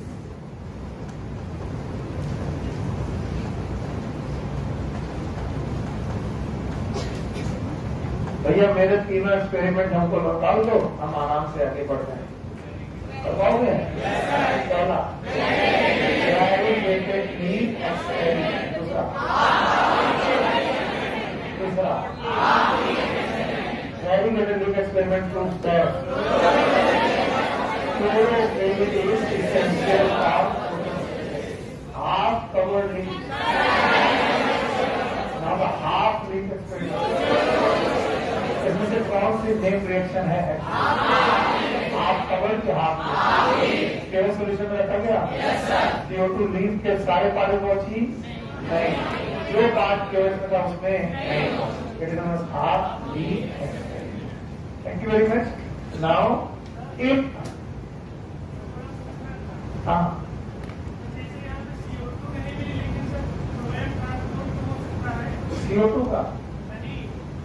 CO2 का ट्रांसपोर्ट तो इनसे कैसे होगा? हाँ बेटा, तो ये तो सोर्स टाइप जगह है ना, तो सोर्स में कैसे वापस आए? ट्रांसपोर्ट कैसे होगा जब ये खुद ही सोर्स है और ये फोटोसिंथेसिस कर रहा है? इट इज परफॉर्मिंग फोटोसिंथेसिस, और अगर ये फोटोसिंथेसिस कर रहा है तो एक पार्ट में नहीं कर रहा है, एक पार्ट में कर रहा है। और सोर्स है, चीजें कहां से कहां जाती है? सोर्स से। नो डाउट 6 से सोर्स से लड़ती हैं। कब? जब ये बना रहा है, तो ये तो बना रहा है, आगे भी सही बना रहा है। तीनों एक्सपेरिमेंट के नाम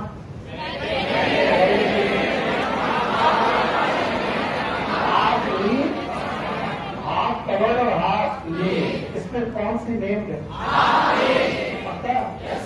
इन एक्सपेरिमेंट के साथ साथ फोटोसिंथेसिस के कॉन्सेप्ट को पढ़ने के लिए there are some early experiment also. अब ये दूसरा टॉपिक है आपकी बुक में, अर्ली एक्सपेरिमेंट्स, बहुत इंपॉर्टेंट।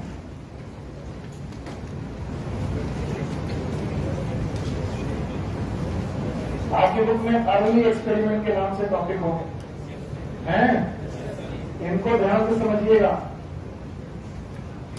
अर्ली एक्सपेरिमेंट में जो पहला एक्सपेरिमेंट है it is by the Joseph Presley.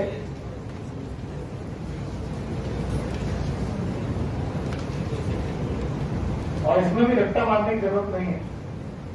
देखो कब पैदा हुए? 1700। कब मर गए? 1804। ये मैं इसलिए पढ़ा रहा हूं, कुछ कोचिंग ये भी पूछ रही थी कब पैदा हुए, कब पैदा, इसलिए अपना काम पूरा करते हैं। जोसेफ प्रिस्ले ने 1770 में एक एक्सपेरिमेंट शुरू किया। देखना पूछने वालों ने क्या क्या नहीं पूछा है, बता रहा हूं क्या क्या एक्सपेरिमेंट किया। इस एक्सपेरिमेंट में उन्होंने एक बेल जार लिया, एक प्लांट लिया, वो प्लांट का मिंट, एक माइस लिया और कैंडल लिए, सब पूछा गया। कहा नीट में डिफरेंट कोचिंग, वो कुछ ही पूछते, बताओ कौन सा जार था? वो निकल जार की बेल जार। कौन सा प्लांट था, ये भी पूछा है, मिंट प्लांट। कौन सा एनिमल था, माइस। और क्या थी, कैट। इसके साथ को एक्सपेरिमेंट कर रहे हैं, बड़े सुंदर सुंदर एक्सपेरिमेंट है। ये तो मैं बोल रहा हूं कि मेरा बच्चा भी कर सकता है, लेकिन पिछले साल ने जो किया वो बहुत महत्वपूर्ण है। फिर साहब इस बेल जार के अंदर, ये बेल के आकार का जार है, बेल जार के अंदर कैंडल जलाते थे और जलती हुई कैंडल कुछ देर बाद बुझ जाती थी। पहला एक्सपेरिमेंट। दूसरा एक्सपेरिमेंट में फिर वो बेल जार के अंदर चूहा रखते थे।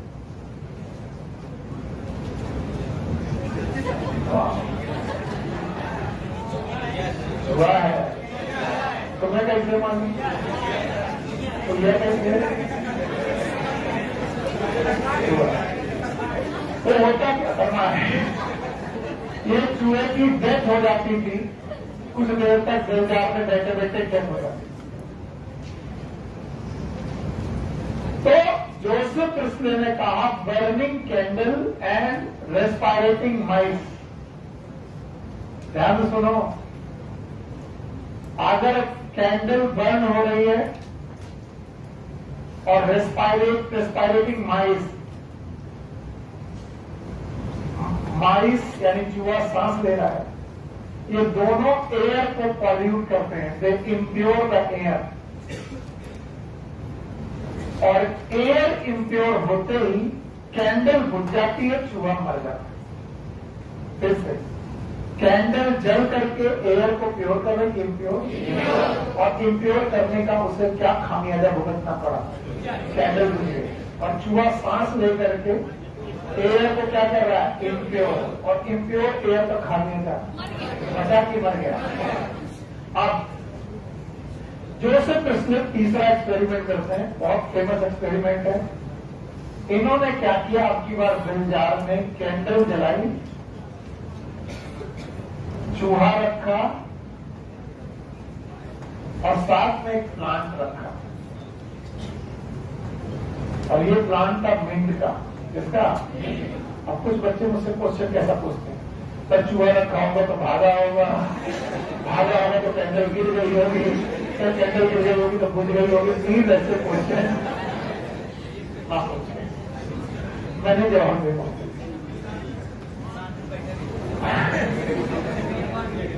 अरे मान दिया गया होगा, हाँ। अरे बस, तो बोले अभी भी बर्निंग कैंडल एयर को इम्प्योर कर रही है, नो डाउट। अभी भी रेस्पायरेटिंग माउस एयर को इम्प्योर कर रहा है, लेकिन फिर भी कैंडल बुझ नहीं रही है, चूहा, क्योंकि कौन रखा हुआ है। और उन्होंने एक बड़ा सेंटेंस दिया, मैं वही सेंटेंस लिख रहा हूं। इन्होंने कहा प्लांट्स प्यूरिफाई द एयर।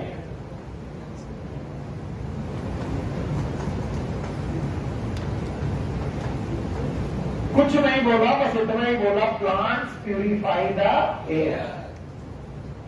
जब इनसे पूछा गया कि प्लांट प्यूरिफाई करते हैं एयर को कैसे, तो इन्होंने हाइपोथेटिकल उस समय के हिसाब से, आज तो प्रेजेंट है, उस समय के हिसाब से इन्होंने गैस का नाम लिया। नाम बताओ, ऑक्सीजन। इन्होंने कहा प्लांट ऑक्सीजन की मदद से एयर को प्यूरिफाई करते हैं।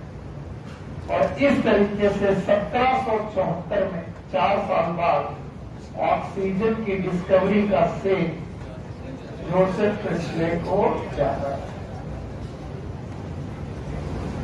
कई बच्चे मुझसे पूछते हैं कि सर ऑक्सीजन की डिस्कवरी का फोटोसिंथेसिस से क्या लेना देना है, तो मैं बताता हूं ये पौधे ना होते तो कार्बन डाइऑक्साइड और वाटर जुड़ते नहीं और C6H12O6 ना बनती और क्या ना निकलती है, ऑक्सीजन। इसका मतलब आज हमें मालूम है कि ये ऑक्सीजन किस प्रोसेस से आ रही है, फोटोसिंथेसिस। उस समय नहीं मालूम था किसी को भी, जोसेफ प्रिस्ले को भी नहीं मालूम था कि आप फोटोसिंथेसिस चल रही। उन्होंने सिंपल शब्द बोला, कौन इम्प्योर करता है, कैंडल एंड माइस, और कौन प्यूरिफाई करता है, तो प्लांट प्यूरिफाई द एयर। और एक गैस का नाम लिया, कौन सा, ऑक्सीजन। और ऑक्सीजन की डिस्कवरी कब हुई, 1770।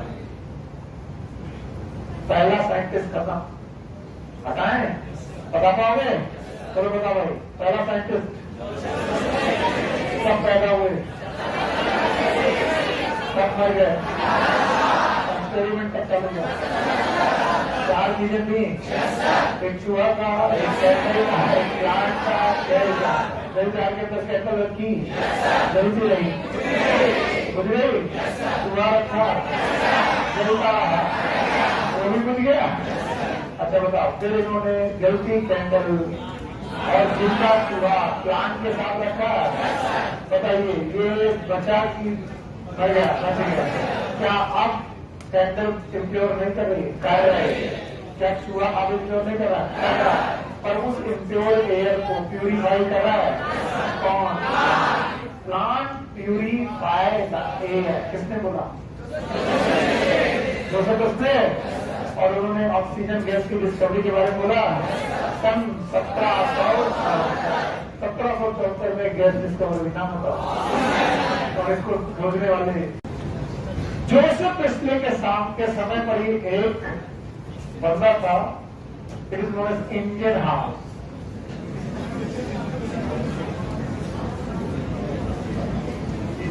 पूरा नाम आपकी बुक में लिखा है, जैन इंडियन हाउस।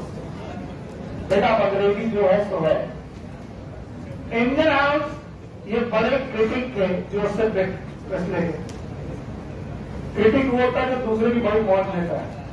अरे एक आदमी कुछ पढ़ा के चला गया, दूसरा अच्छा ये पढ़ा तो मैं सर गलत पढ़ा है, बिल्कुल कुछ नहीं आता। तो Indian house was a critic. और उस समय के क्रिटिक्स में एथिक्स भी होते थे। अगर सही बात हुई तो लोग बड़ाई भी करते थे, आप सही पढ़ा। तो इंडियन हाउस ने क्या किया? जोसेफ प्रिस्टले का एक्सपेरिमेंट रिपीट किया। उन्होंने बेलजार लिया, वही बेलजार जो जोसेफ प्रिस्टले थे। उन्होंने कैंडल ली जलती हुई, चूहा लिया जिंदा, प्लांट लिया वही मिंट। और भाई साहब कैंडल बुझ गई, चूहा मर गया।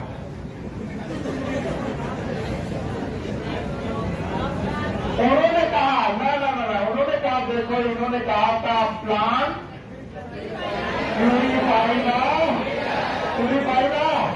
और दिन और रात की कोई बात नहीं थी। रुचि की नहीं होती, नहीं। इन्होंने ये एक्सपेरिमेंट किया।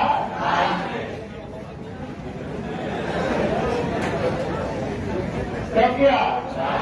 बोले देखो, जोसेफ प्रिस्टले ने कहीं भी सनलाइट की बात नहीं कही है। उन्होंने इतना कहा कि प्लांट प्यूरिफाइगा एयर। आना औकात है प्लांट की एयर प्यूरिफाई करने की, तो रात में भी करे। उन्होंने कहा जब मैंने ये एक्सपेरिमेंट, जोसेफ प्रिस्टले का एक्सपेरिमेंट रात में किया, चूहा कैंडल। बोले जोसेफ प्रिस्टले से कह दो बुद्धि बढ़ाए, उनसे कहो ये एक्सपेरिमेंट नाइट में नहीं चाहिए, लाइट में चाहिए। किसमें? और पहली बार जोसेफ प्रिस्टले ने सनलाइट की बात की। किसकी की? यानी कि इस गैस के इवोल्यूशन में, गैस निकलने में क्या है? सनलाइट की जरूरत। पता? तो अब सनलाइट की बात किसने की? इंडियन। और इंडियन हाउस ने कहा यस, इसको सुधारा जाना चाहिए। इन्होंने इस पूरी लाइन को सुधारा और बोला plant purify the air, purify the air in sunlight.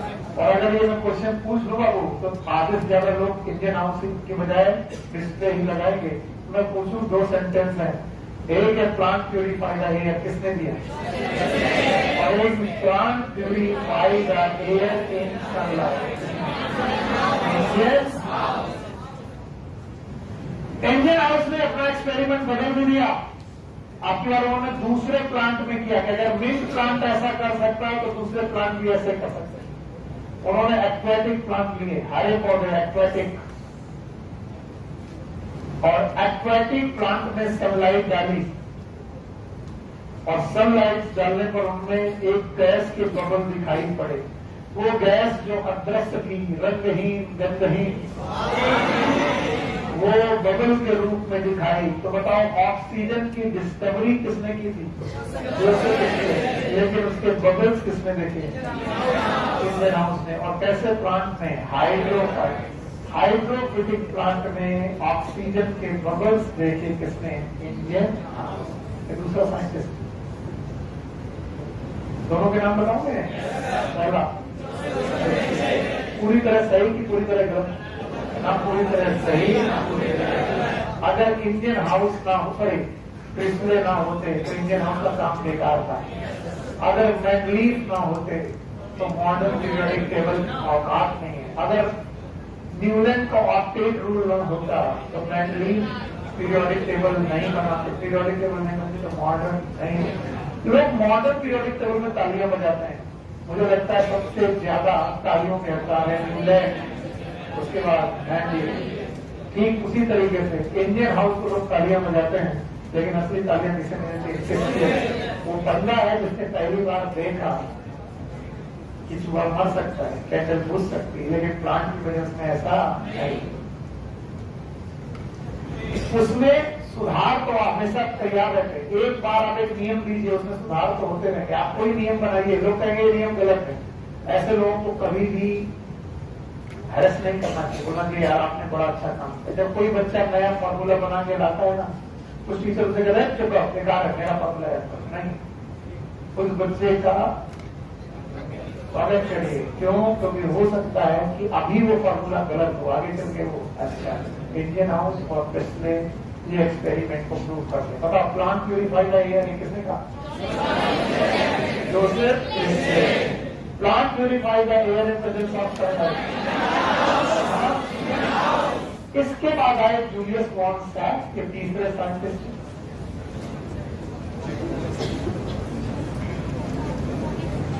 इनका नाम पहले भी सुना है? हाइड्रोपोनिक्स। जूलियस वॉन सैक्स ने कहा कि ठीक है, माना सनलाइट की जरूरत है पौधों को। ये बात किसने बोली थी? इंडियन हाउस ने। माना सनलाइट पड़ने पर ऑक्सीजन निकलती है, ये किसने बोला था? जोसेफ प्रिंसले और इंडियन हाउस कंबाइंड। सनलाइट की बात इंडियन हाउस, ऑक्सीजन निकलने के बाद प्रिंसले। लेकिन इन वजह ऑफ सनलाइट इंडियन हाउस कि माना सनलाइट डालने पर ऑक्सीजन निकलती है, लेकिन बच्चों ये केवल ग्रीन पार्ट ऑफ प्लांट में होता है। किसमें? Green part. सारे प्लांट में नहीं, इसलिए फिर से सुधारो। ग्रीन प्लांट सुना, उन्होंने बोला plant purify the air. No, green plant purify the air in presence of sunlight. तो ग्रीन प्लांट का शब्द कौन यूज किया? जूलियस वॉन सैक्स। नहीं आता। और इन्होंने कहा कि जब ग्रीन प्लांट में सनलाइट पड़ती है तो ग्रीन पोर्शन में क्लोरोप्लास्ट होते हैं। क्या होते हैं? और उन क्लोरोप्लास्ट में स्टार्च भी बन जाता है। क्या बन जाता है? बहुत बड़ा पाप बोली इन्होंने। आप लोग जब तक इसे सीक्वेंस नहीं कर पाओगे भरोगे, ये एक्सपेरिमेंट बेवकूफी भरे लगेंगे। फिर से लो, किसने कहा प्लांट प्यूरिफाई कर? किसने कहा प्लांट तभी प्यूरिफाई करेगा सनलाइट? किसने कहा प्लांट प्यूरिफाई करेंगे सनलाइट में, लेकिन सारे पार्ट नहीं। कैसे? Green part. और ग्रीन पार्ट में क्या होगा? क्लोरोप्लास्ट। और जब क्लोरोप्लास्ट से बेटा ऑक्सीजन निकल रही होगी सनलाइट पड़ने में, तो वहां क्या बन रहा होगा? स्टार्च। और इन्होंने स्टार्च निकाल के दिखाया कि देखो ग्रीन पार्ट में स्टार्च। ये कौन है? Scientist number 3। साइंटिस्ट नंबर 4 आया, it is known as T.W. Engelmann. ऐसे ऐसे नाम है भाई साहब। कौन है? उन्होंने कहा कि कैसी सनलाइट, कौन सी सनलाइट? बोले सनलाइट तो सनलाइट होती है, और कौन सनलाइट? बोले नहीं, सनलाइट में क्वांटिटी भी है और क्वालिटी भी है। यस और नो? यस। पता सनलाइट में क्वांटिटी भी है और क्वालिटी भी है। तो उन्होंने कहा कि सनलाइट पूरी सनलाइट ये काम करेगी कि कुछ सनलाइट? बोले कुछ सनलाइट। इन्होंने इस सनलाइट को डाला प्रिज्म में। किसमें? किसमें? पता नहीं। प्रिज्म में डाला। प्रिज्म डालने के बाद सनलाइट स्कैटर हुई। कितने रंगों में? याद है? बोलो पहला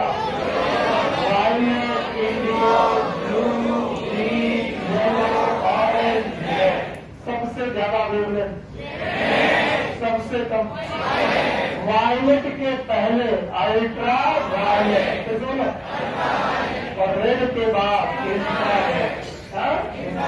कौन इनविजिबल है? Infrared and ultra violet. कितना विजिबल? 7 रंग विजिबल है। कौन कौन से? बोलो कौन? Violet, indigo, blue, green, yellow, orange, red. तो माना कि सनलाइट ऑक्सीजन निकालती है, सनलाइट डालने पर ऑक्सीजन निकलेगी, लेकिन सनलाइट में तो 7 रंग हैं, violet, indigo, blue, green, yellow, orange, red. कौन सी लाइट कितनी ऑक्सीजन निकालेगी? इसके लिए इन्होंने एक्सपेरिमेंट किया। किसने? नींद आ रही है ना? TW एंगलमैन के इस एक्सपेरिमेंट को लिखने के लिए मुझे बोर्ड खाली चाहिए, इसलिए मैं हटा रहा हूं। TW एंगलमैन ने अपने एक्सपेरिमेंट करते वक्त 2 लोगों को लिया। एक तो इन्होंने एक एल्गी लिया, ग्रीन एल्गी। इन्होंने ग्रीन एल्गी लिया, नाम है क्लैडोफोरा।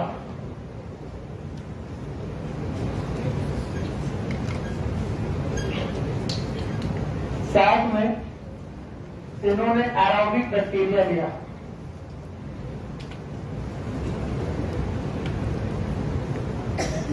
इनका एक्सपेरिमेंट बड़ा रोचक है, बड़ा ध्यान में देखिएगा। प्रिज्म से गुजरने वाली सनलाइट 7 रंगों में विभक्त होती है, हम सब जानते हैं। अभी अभी लिखे थे हमने, याद है? बोलो कौन कौन? Violet, indigo, blue, green, yellow, orange, red. 7 तरीके की लाइट यहां पड़ी।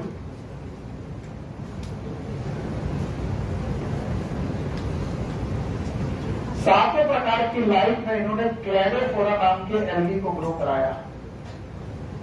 क्लैडोफोरा एल्गी, बताइए क्लैडोफोरा कैसा एल्गी होता है? Green algae. बताओ ग्रीन एल्गी में क्या पड़ रही है? सनलाइट पड़ने पर ये क्या करेगी? कार्बन डाइऑक्साइड वाटर के साथ C6H12O6 क्या निकलेगी? ऑक्सीजन। जैसे बोलो in presence of and chloro. क्या क्लैडोफोरा पास क्लोरोफिल है? क्या निकलेगी? जितनी ऑक्सीजन निकलेगी ग्लूकोज की उतना ही बढ़ रहा होगा। यानी ऑक्सीजन बनना किस बात का प्रूफ है? ग्लूकोज बनना। यस और नो? ग्लूकोज बनना is known as photosynthesis.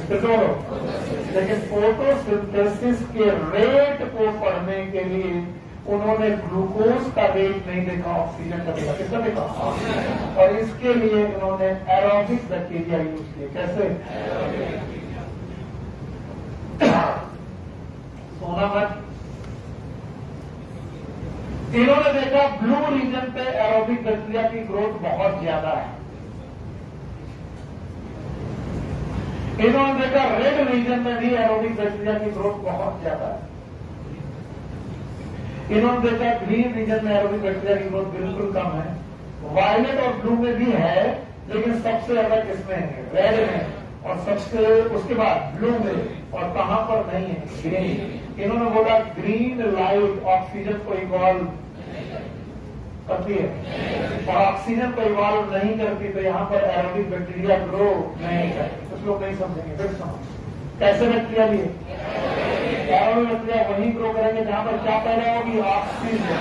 Oxygen किस प्रोसेस में पैदा होगी? फोटोसिंथेसिस। फोटोसिंथेसिस किसकी प्रेजेंस में होगा? सनलाइट। सनलाइट के एक कलर की 7 कलर में कौन सा कलर? ब्लू और रेड। फोटोसिंथेसिस मिनिमम की मैक्सिमम मैक्सिमम, तो ऑक्सीजन मैक्सिमम, इसलिए एरोबिक बैक्टीरिया भी मैक्सिमम। कहां पर? ब्लू और रेड रीजन पे एरोबिक बैक्टीरिया की ग्रोथ मिनिमम की मैक्सिमम। इसका मतलब एरोबिक बैक्टीरिया की ग्रोथ जहां पर मैक्सिमम, वहां पर फोटोसिंथेसिस भी मैक्सिमम। और ग्रीन रीजन में एरोबिक बैक्टीरिया 0। इसका मतलब यहां पर फोटोसिंथेसिस होगा? नहीं आया? आया? 0 की बजाय मिनिमम बोले। मिनिमम क्या बोले? मिनिमम। तो बताओ ग्रीन रीजन में फोटोसिंथेसिस मैक्सिमम की मिनिमम। और इन्होंने एक ग्राफ खींचा, ग्राफ। और इस ग्राफ में इन्होंने एक तरफ लिया वेवलेंथ ऑफ लाइट बढ़ते हुए क्रम में, that is violet, indigo, blue, green, yellow, orange, red, और एक तरफ लिया रेट ऑफ फोटोसिंथेसिस।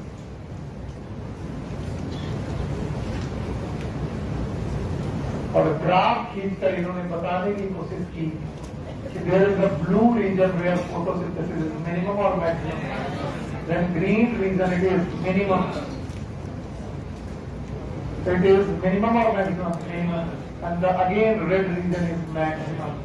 और इस तरीके से इन्होंने पहली बार ग्राफिकल रिप्रेजेंटेशन किया किसका, rate of photosynthesis according to wavelength of light, and this is known as Akson spectrum.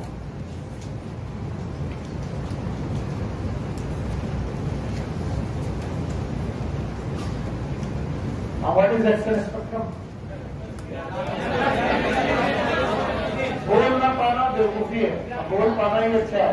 Graphical representation of photosynthesis according to wavelength. Rate of photosynthesis का एक्शन, एक्शन का मतलब काम, पौधों का काम क्या है, लड़ाई करना। पौधों का काम है photosynthesis, it is action according to wavelength, and wavelength is spectrum. तो action according to spectrum, it is known as action spectrum. और is action spectrum graphical representation of rate of photosynthesis according to, इसलिए पहला action spectrum खोजना किसके हिस्से में जाता है, TW। कौन, TW। आया कि नहीं आया, कुछ नहीं आया, आया, जवाब दो भाई, जवाब देना ही पड़ेगा, मैं हटा रहा हूं। बताओ पहला साइंटिस्ट, दूसरा, तीसरा, चौथा, पहले ने क्या डिस्कवर की, ऑक्सीजन। बोला प्लांट प्यूरिफाइड एयर, दूसरे में ऑक्सीजन पकड़ लेंगे, प्लांट प्यूरिफाइड एयर। तीसरा आया, बोला यह सेल लाइट की प्रेजेंस में ऑक्सीजन निकलती है, लेकिन स्टार्च भी बनता है, हर पार्ट की ग्रीन पार्ट। तुमने दो बातें बोली, पहला तो ग्रीन पार्ट और दूसरा स्टार्च। चौथा आया, उसने लाइट का क्या किया, स्कैटर में डाला, 7 कलर में बनाया, 7 में लिया कैदो थोड़ा, जो फोटोसिंथेसिस करेगा, ऑक्सीजन निकालेगा, हर लाइट में इक्वल क्या इक्वल, सबसे ज्यादा फिर सबसे कम ग्रीन। क्या उसने रेट ऑफ फोटोसिंथेसिस बनाया according to wavelength of light, क्या दिया, एक्शन। ऐसा करते करते मिड 19th सेंचुरी आ गई, मिड 19th सेंचुरी। एनसीईआरटी लिखती मिड 19th सेंचुरी आ गई। वैज्ञानिकों का नाम नहीं लिखती पर मैं लिखता हूं, एनसीईआरटी नहीं लिख रही है लेकिन मैं लिख रहा हूं। एक साइंटिस्ट हुए हैं निकोलस, इनका नाम है डी, बाकी तुम्हारी मर्जी पढ़ो, निकोलस डी, तुझे नहीं सॉरी, एंड कलीग्स। कलीग्स का मतलब बहुत सारे और भी साइंटिस्ट थे, बहुत सारे लोग। निकोलस डी सारे एंड कलीग्स, ससुरे नहीं सर, हमको सासुरे पढ़ेंगे, सासुरे। वो अपनी अपनी माइंड का सेटअप है, क्यों है, अब इसको सास ससुर की चिंता, वो ससुरे बोलेंगे, ठीक है। निकोलस डी सारे मिड 19th सेंचुरी तक आते आते इन्होंने कोशिश की इक्वेशन ऑफ फोटोसिंथेसिस की लिखने की। ये भी बहुत महान लोग हैं, सही बता रहा हूं। इन्होंने कहा when n mole of carbon dioxide will react with the n mole of water, it will produce CH2ON plus n mole of oxygen निकलेगी। इसको अगर हम और ओपन करें, it will be n mole of CO2 plus n mole of H2O will form CN H2N ON plus n mole of O2. फिर इन लोगों ने n की जगह 6 लिया और n = 6 लेते ही कोराम बन गया। इक्वेशन बड़ी प्यारी लगी। 6 carbon dioxide 6 mole of water के साथ जुड़ करके C6H12O6 साथ में 6 मिलाओ ऑक्सीजन निकालती है। और बस मिड 19th सेंचुरी में एक गलती हो गई। इस इक्वेशन लिखते ही एक गलती हो गई वैज्ञानिकों से। मैं गलती नहीं कहूंगा, उनको लगा कि जितना mole of carbon dioxide use हो रहा है उतना ही मोल ऑक्सीजन रिलीज हो रहा है। और इस पूरी इक्वेशन में लिक्विड गैसेस दो ही है, या तो ये लिक्विड है ये सॉलिड है। तो उन्होंने एक गैस जितना यूज हो रही है दूसरी गैस उतना निकल रही है। एसटीपी पे मोलर कंसंट्रेशन वॉल्यूम को रिप्रेजेंट करते हैं, पता है क्या? इसका मतलब अगर ये 6 मोल है तो 6 लीटर ऑफ कार्बन डाइऑक्साइड अगर डाली जाए तो 6 लीटर ऑक्सीजन। और लोगों ने एक गलत घोषणा कर दी। मैं गलत बोल रहा हूं इसलिए क्योंकि इन्होंने कहा कि जो ऑक्सीजन निकल रही है वो CO2 से आती है। उन्होंने कहा ऑक्सीजन केम फ्रॉम CO2 और ये सही था कि रॉन्ग था। लेकिन याद रखना ये रॉन्ग बहुत दिनों बाद पता चला। लोग निकोलस की इस डिस्कवरी पर और मिड 19 की इस डिस्कवरी पर तालियां बजाते रहे बहुत दिनों तक। आज भी गांवों में जाओ लोग यही बताते हैं कि कार्बन डाइऑक्साइड पौधे लेते हैं ऑक्सीजन निकालते हैं। ये तो सब कोई जानता है। कई बार वो लोग बोलते हैं जितना CO2 लेते हैं उतना, ये भी सही है, लेकिन क्या ये सही है? ऑक्सीजन CO2 से आता है। इस बात को निकोलस की इस बात को या फिर इस समय की इस बात को डिस्प्रूव किया एक छोटे से साइंटिस्ट ने वॉन मील। कैसे बोलो? आइए वॉन मील के एक्सपेरिमेंट को पढ़ते हैं। साइंटिस्ट नंबर 5 हो गया, अभी नहीं हुआ। साइंटिस्ट नंबर 5 हो गया। बोलो कौन? Nicholas and colleague. पांचों के नाम एक बार में से पहला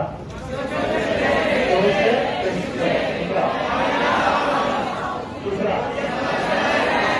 चौथा पांचवा किसने दिया एक्शन स्पेक्ट्रम?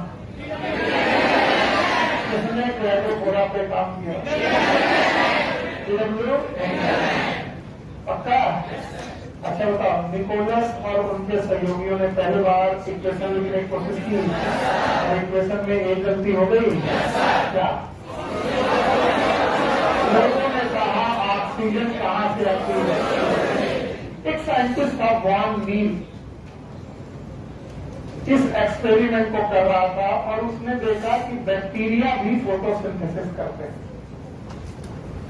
वो बैक्टीरियल फोटोसिंथेसिस पे काम कर रहा था।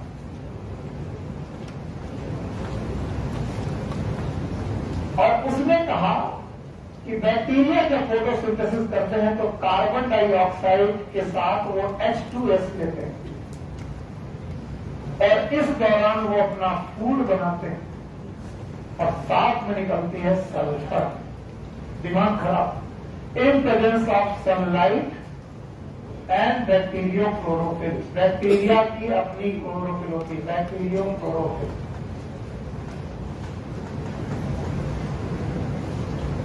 उसने पूरे विश्व का ध्यान इस तरफ दिया कि अगर CO2 से ऑक्सीजन आती होती तो बैक्टीरिया को भी क्या निकालना चाहिए था? ऑक्सीजन। निकली कि नहीं?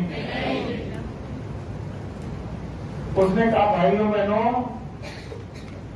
कार्बन डाइऑक्साइड से ऑक्सीजन नहीं आती बल्कि हाइड्रोजन के साथ जो होता है वही निकलता है।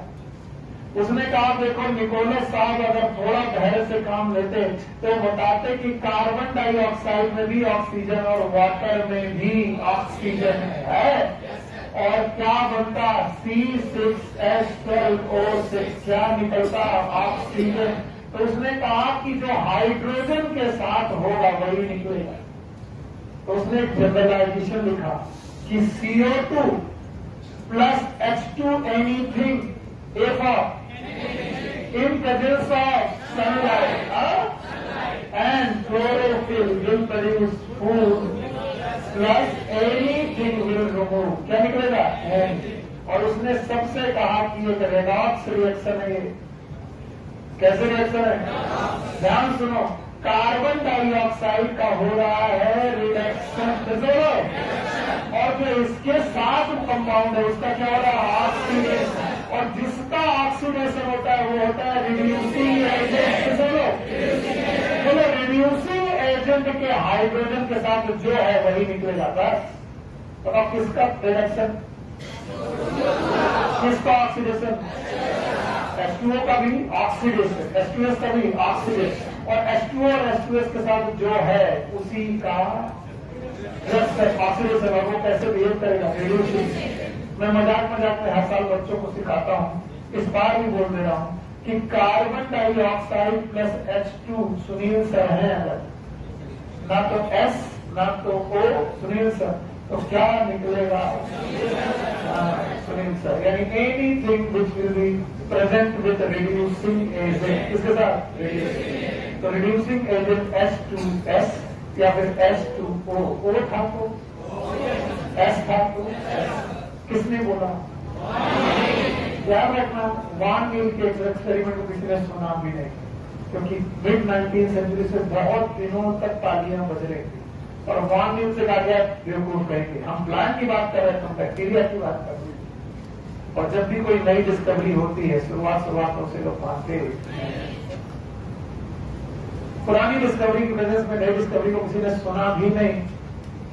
पर रूबेन एंड कैनन नाम की कौन सा छठा हुआ टाइम का है, देख रहे बेटा, छठा के सातवां बंदा रूबेन एंड कैनन, ये दो है, Reuben and cannon.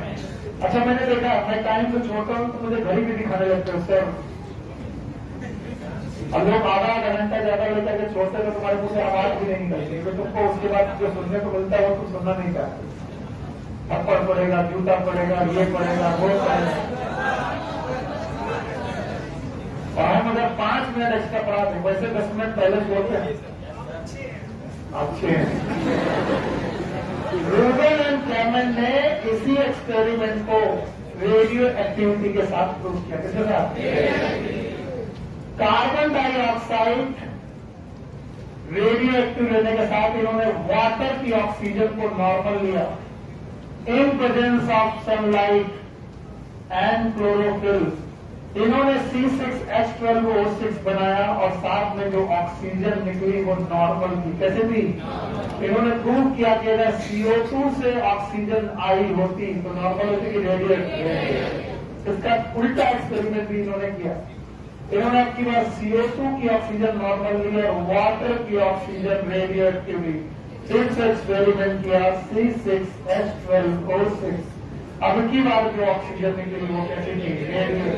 Radio activity से, रेडियो आइसोटोप से। ये इनके नाम भी नहीं है, बोल दे रहा हूँ, इन दोनों साइंटिस्ट के नाम नहीं, लेकिन एक्सपेरिमेंट है। रेडियो आइसोटोप टेक्निक के द्वारा अंततः प्रूव किया गया that oxygen came from water. Scientist number 8 बता पाओगे? चलो नाम बताओ। 7 और 8। चलो पहला दूसरा इंडियन हाउस, तीसरा यूएस वन,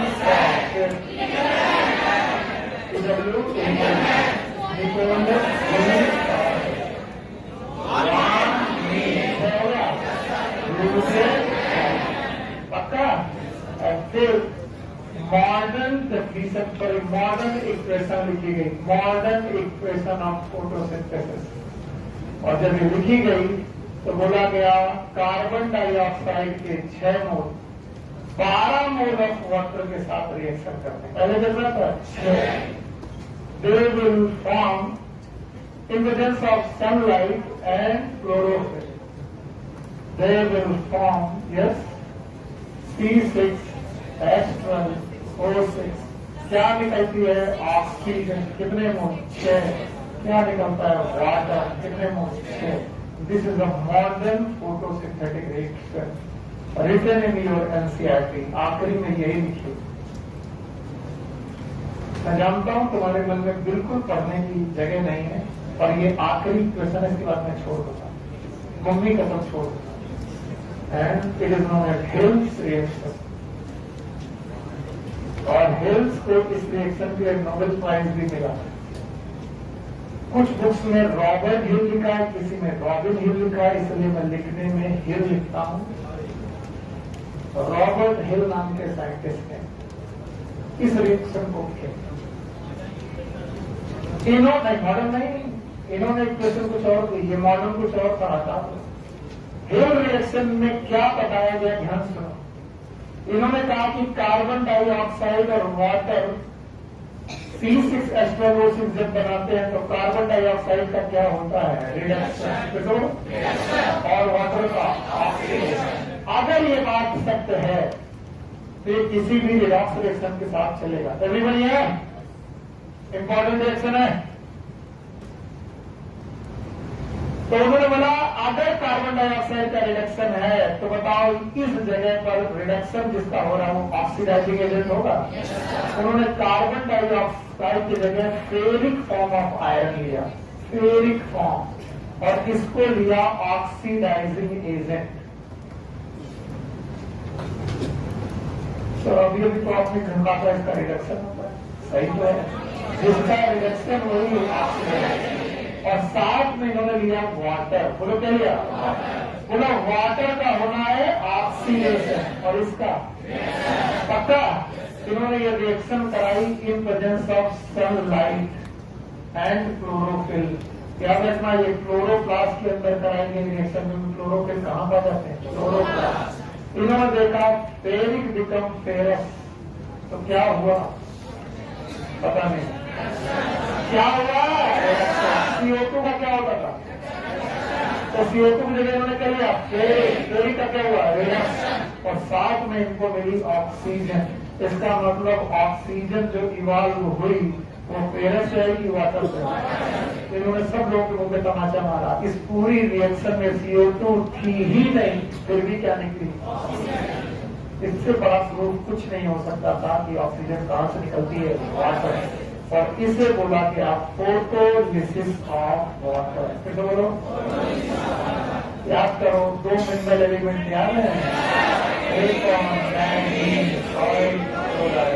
याद है, फोटोलिसिस ऑफ वाटर, और इन्होंने निकाली oxygen. Best reaction is known as Hill's reaction. Total कितने, 9 बोल पाओगे, रट्टा मारा है, रट्टा मारा है। 9 के साथ मोल को याद कर लो, 10। मोल ने कौन सी रिएक्शन की थी, आखिरी एक्सपेरिमेंट। क्या छोड़ दो, बताओ, अब बताओ, पहला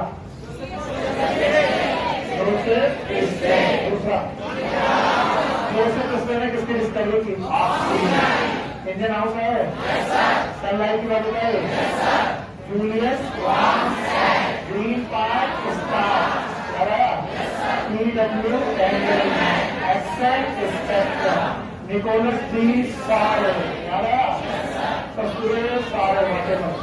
कार्बन डाइऑक्साइड से क्या निकलती है, ऑक्सीजन। सही की गलत,